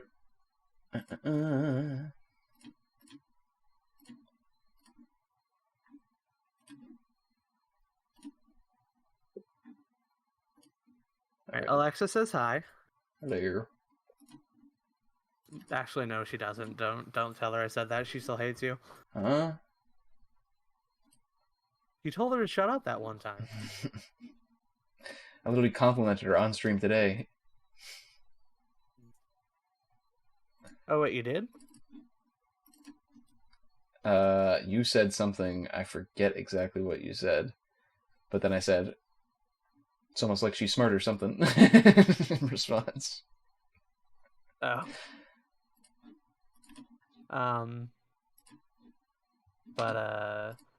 So I can go for about 15 more minutes. If you want to get back on and stream a bit more later, I'm off tomorrow, so I could stay up later than normal. But I'm gonna have to be off for at least a little while to deal with dinner and some stuff. Okay. Well, I gotta leave at 5 anyway, so. Okay, yeah. So we'll go for 15 minutes and then maybe pick it up later, either later tonight or next week. Possibly. Get them. Boys. Hot dog.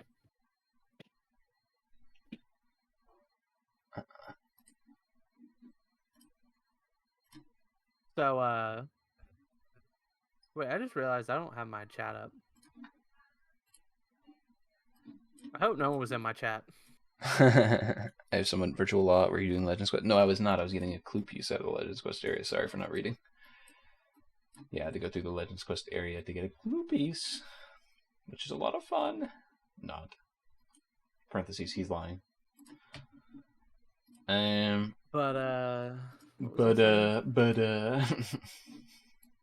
so we talked about the grasshopper fight. And then from there, we can talk about the Chozo fight, and we can talk about the Mei versus Kenjaku. Who cares? Well, listen, that fight, I think, is incredibly interesting. Mm-hmm. I mean, we don't actually get to see it, but I do actually really like Mei's power set. Yeah. I think it's really interesting, like, especially because, I forget, is she special grade or is she first grade? I don't remember. Or grade 1. But I really like the dynamic she has of where it's like she is a, she herself does not have a domain. But in the but she has like a game plan in place for fighting against domains, and I think that's a really strong contrast for her as a character compared to someone like Nanami, whose seemingly only game plan for domains is to not end up in one. Forgot to bring a pickaxe. Oops. I don't even need a pickaxe. Also, the domain metagame. Such an interesting aspect of Jujutsu Kaisen. Yeah, it's really interesting.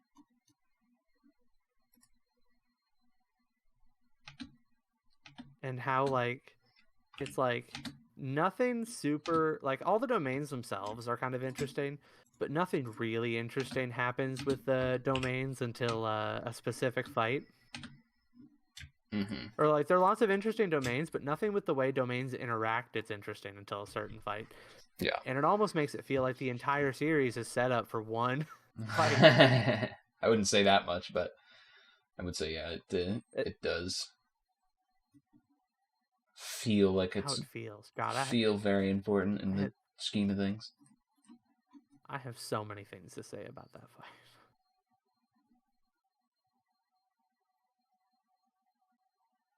But, yeah, so 10 minutes to talk about Itadori versus Chozo. Think we can do that? I could do it quicker. Fun fight does the gimmick. Yeah. Fun fight where it shows Itadori. I didn't hear what you texted. Fun fight where it shows Itadori still has battle intelligence. While being in the situation. And at the end of the day, where he still loses. Yes. He does lose this fight, and in an engaging way, I might add. Mm-hmm. I think that Chozo is a very interesting character. Yeah. One thing that I really like about... Well, I was going to say, and in this specifically, Chozo's trying to get revenge for his brothers here. Because Yuji killed them earlier in a little mini arc. Yuji and Nobara killed them. And he's trying to get revenge here, but after beating Yuji, He doesn't want revenge anymore because it pulls the gag that it pulled with Toto, where Toto's like, "Oh, you've always been my best friend." But it pulls it with him, and it's like, "Oh, you've been my brother." And at first, I was like rolling my eyes, like, "Come on, really? We're doing this again?" But then, as the story plays along a bit more, and you figure out this time it wasn't a joke, more or less.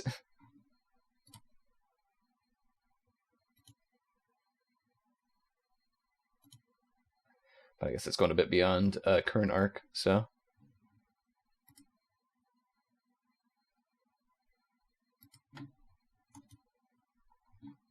Yeah.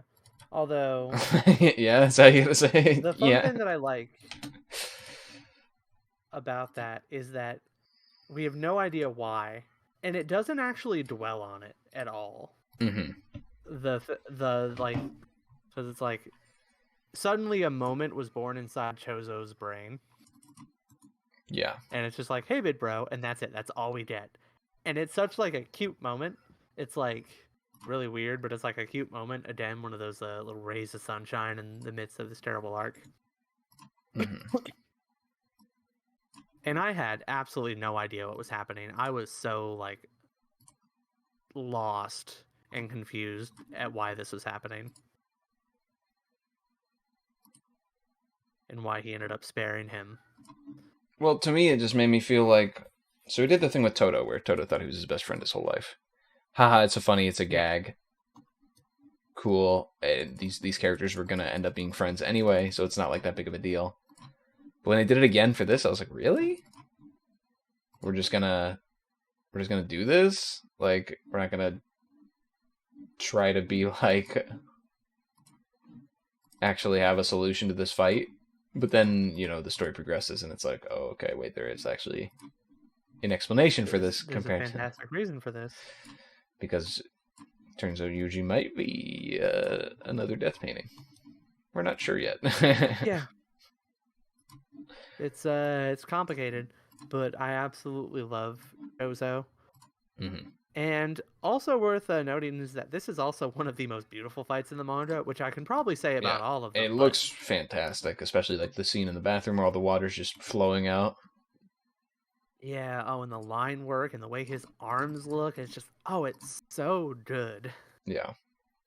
And especially because at first you think like, oh, Chozo's is a power that we've seen before, so it's not like that exciting.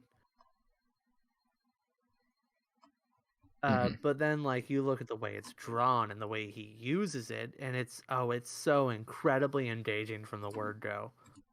Yeah.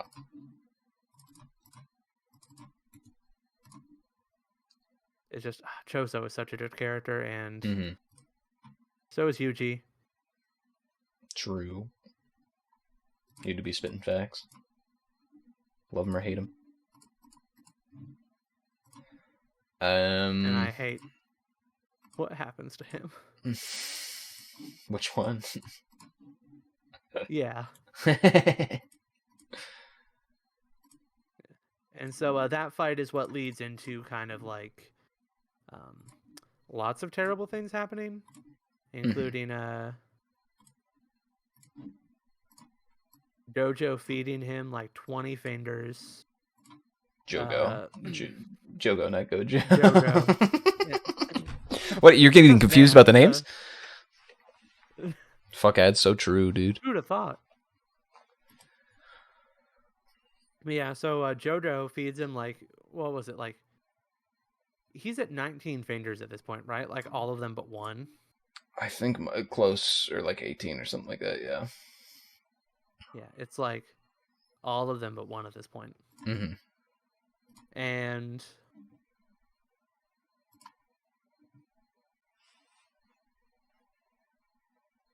so it's like, okay, force feeds him fingers. We did some really interesting stuff with the twins from Juju Zero / yeah, Hidden Inventory. And they get cleaned up. We don't have to worry about those characters anymore. Nope. And Suguna comes back. Yeah, and this is probably the major fight that I wanted to talk about the most coming into this. Is a fight that I feel like people ignore, is Sukuna versus Jogo. Lovely little fight. And it is just gorgeous to look at. We actually see Geto's like friend / pupils interacting with Panda and whatever the one dude's name is, the sorcerer that's afraid of everything. And they're interacting and they're like, we just want to make it out of here alive, yada yada, like we don't want to fight you necessarily. And then the explosion happens when this massive fight is happening and breaking out, and they're just like, oh, we're ants on the cosmic scale right now. Yeah. Like, we do not matter. And it's a beautiful fight, not only because of that, because Jogo, like I said, he's kind of the voice of the spirits at this point in my mind, and kind of what he goes through in this arc, where he brings back Sukuna. That's what he wants. He wants to bring back Sukuna. He brings him back and then realizes, well, not even realizes, but knows Sukuna is his friend. But Sukuna gives him a thing where he's like, if you can manage to like land a hit on me or whatever, I'll listen to what you have to say.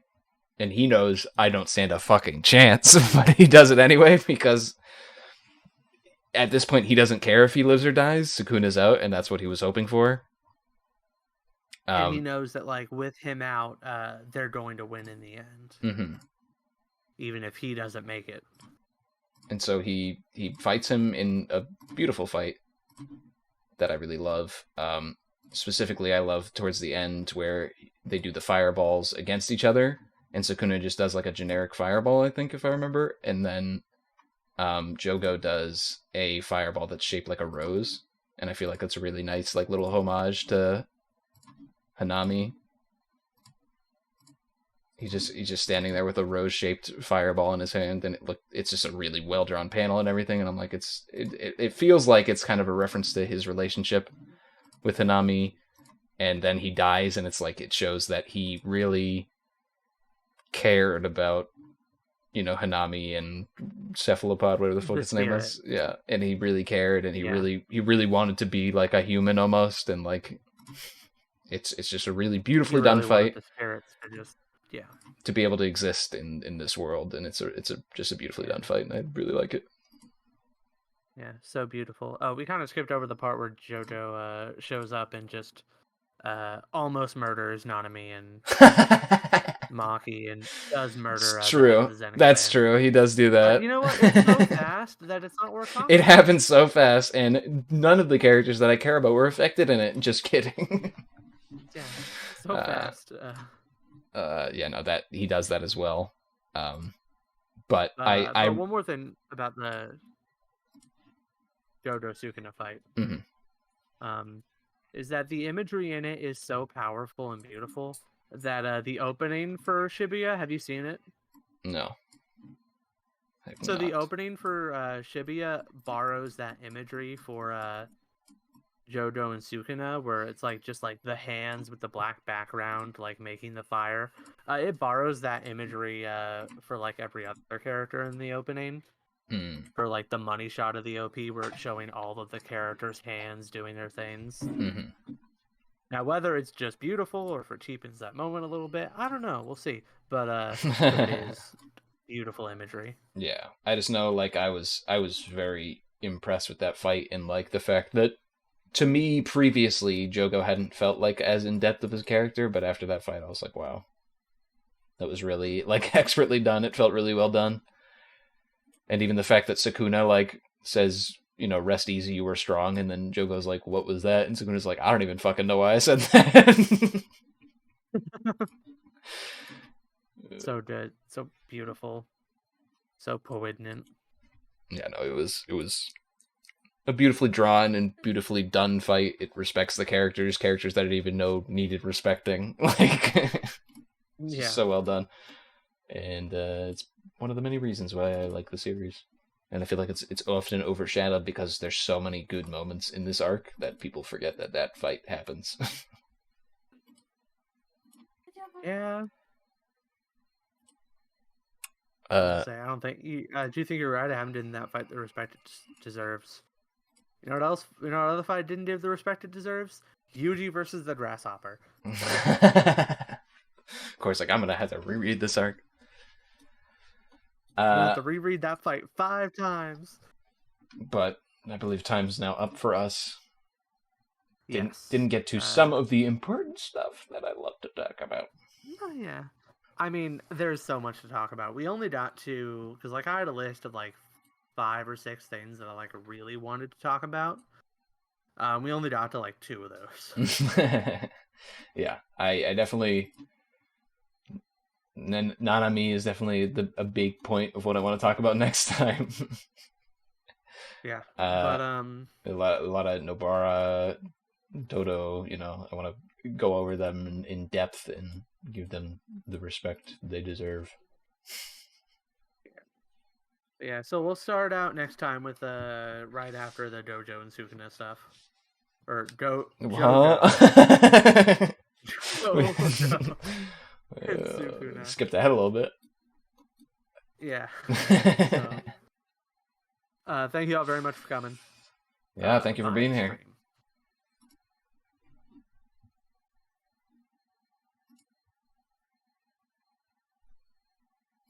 Yeah, that was fun. So I'm gonna get off now. Go deal with dinner and whatnot. All right. Did you want to try to go later tonight, or just save it for next week? I think I'll be able to let you know. I'm going. We're going for my dad's birthday. We're going to a food place, but I don't know how long we're gonna be there. We went out for my birthday like 2 days ago, and we were out from like 7 till 10. I want to say we're going out at 5 tonight, so shouldn't be as long. So yeah, I'll. Yeah, just let me know when you get back and are ready to go, because I worked at 4 a.m. this morning, and even though I don't have to work tomorrow, I don't know if I'm gonna want to stay up too late. So, kind of shoot me a message when you get home. We'll go from there. Go. Sounds good. I will send you a message. All right. I love you, man. Enjoy your dinner. Yeah, see ya. Peace.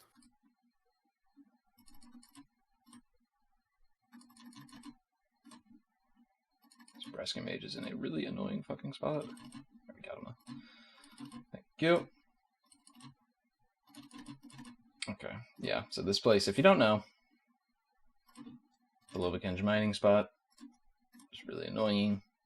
I hate going every tick, that's why I have this gas mask thing, but we finished our casket. Let's see what we get.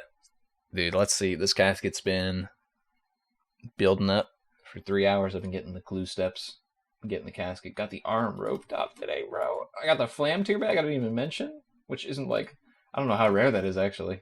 I can actually check that out before I open this. But I'm going to throw everything into the bank real quick and then open this up. The on-stream master clue. If I got a mimic, I'm going to be losing my mind. But let's turn on, not that. That. Let's see what we get.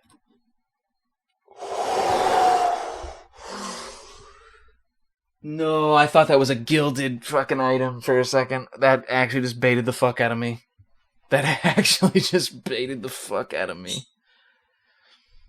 And only 250 fucking K. Dude, master clues are not fucking nice to me at all.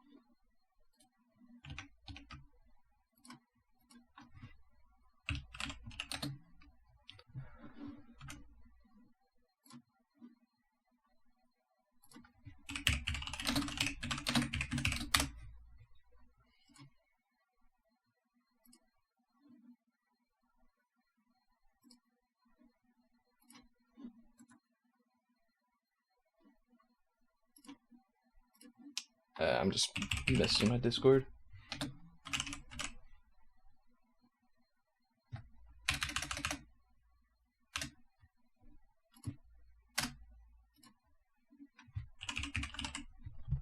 I thought I got a gilded item for a second.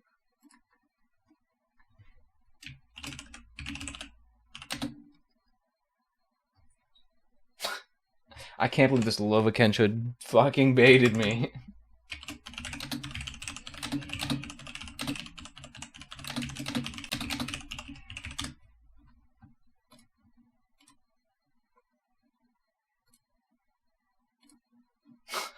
I'm actually pissed.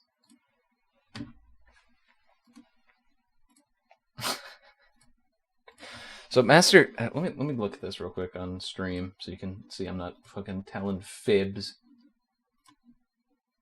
230 million.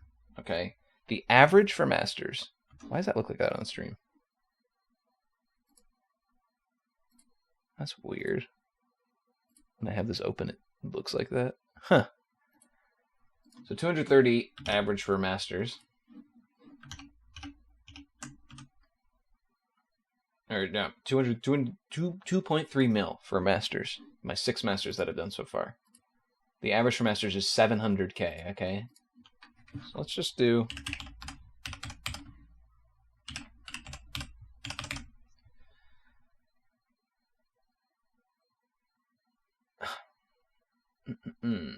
So divide it by... So 203 mil divided by 6, okay? So 6 clues. My average should be 700K. My average so far has been 383K. A little bit less than what you'd expect. I literally have not gotten a Master Clue that's over 700K. The closest one I got was 650. Which is the one that had... it had sweets in it and some other stuff. But it didn't have like any one big item. I got one that had... double rolls of black dragon hide? Like, are you kidding me? My Master Clues are dog shit, dude. And it's fucking annoying. I just want to have good Master Clues. The game never gives it to me. So I'm gonna melt down these 2 dragon items. Actually, do I have a dragon battle axe in the thing? No, I don't. Or a dragon longsword, but I don't really need them. See, the reason why I have these dragon items is because they can actually be useful for some shit. Maybe not the dragon spear. But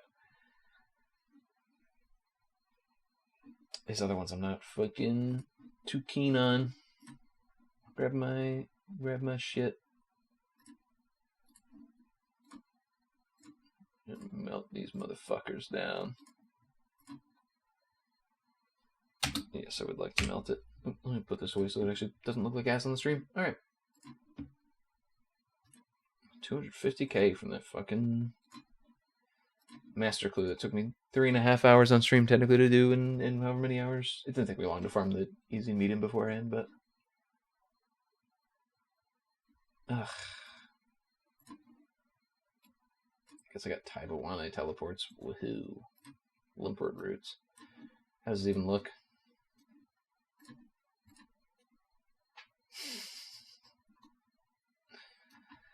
What? This actually kind of looks like if you're going for like a snake outfit, you know? Let me send this image.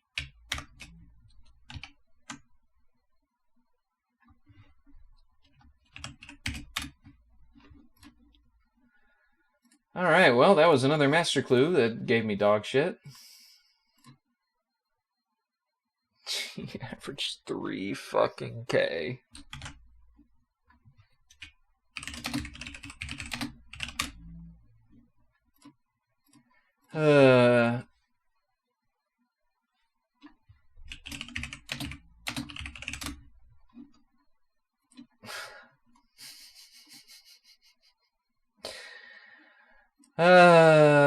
What a game. What a game, what a game, what a game. Alright, well. That's it for me for today. Might be back later with some more shite. Don't know. But for now. It was a productive stream. I got the arms robe top at least. That was the big ticket thing for today.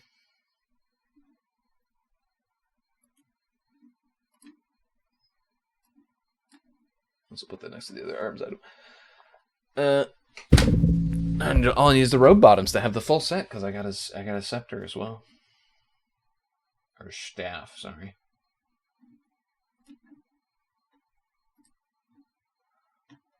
But yeah, I've just been using mystics up to this point, so having that to actually use is nice. Very nice. But that's it for me for today. Thank you for watching, anyone who came by. Virtual Law, thanks for stopping by, if you're still here. And yeah, that's it for me. See ya. Peace.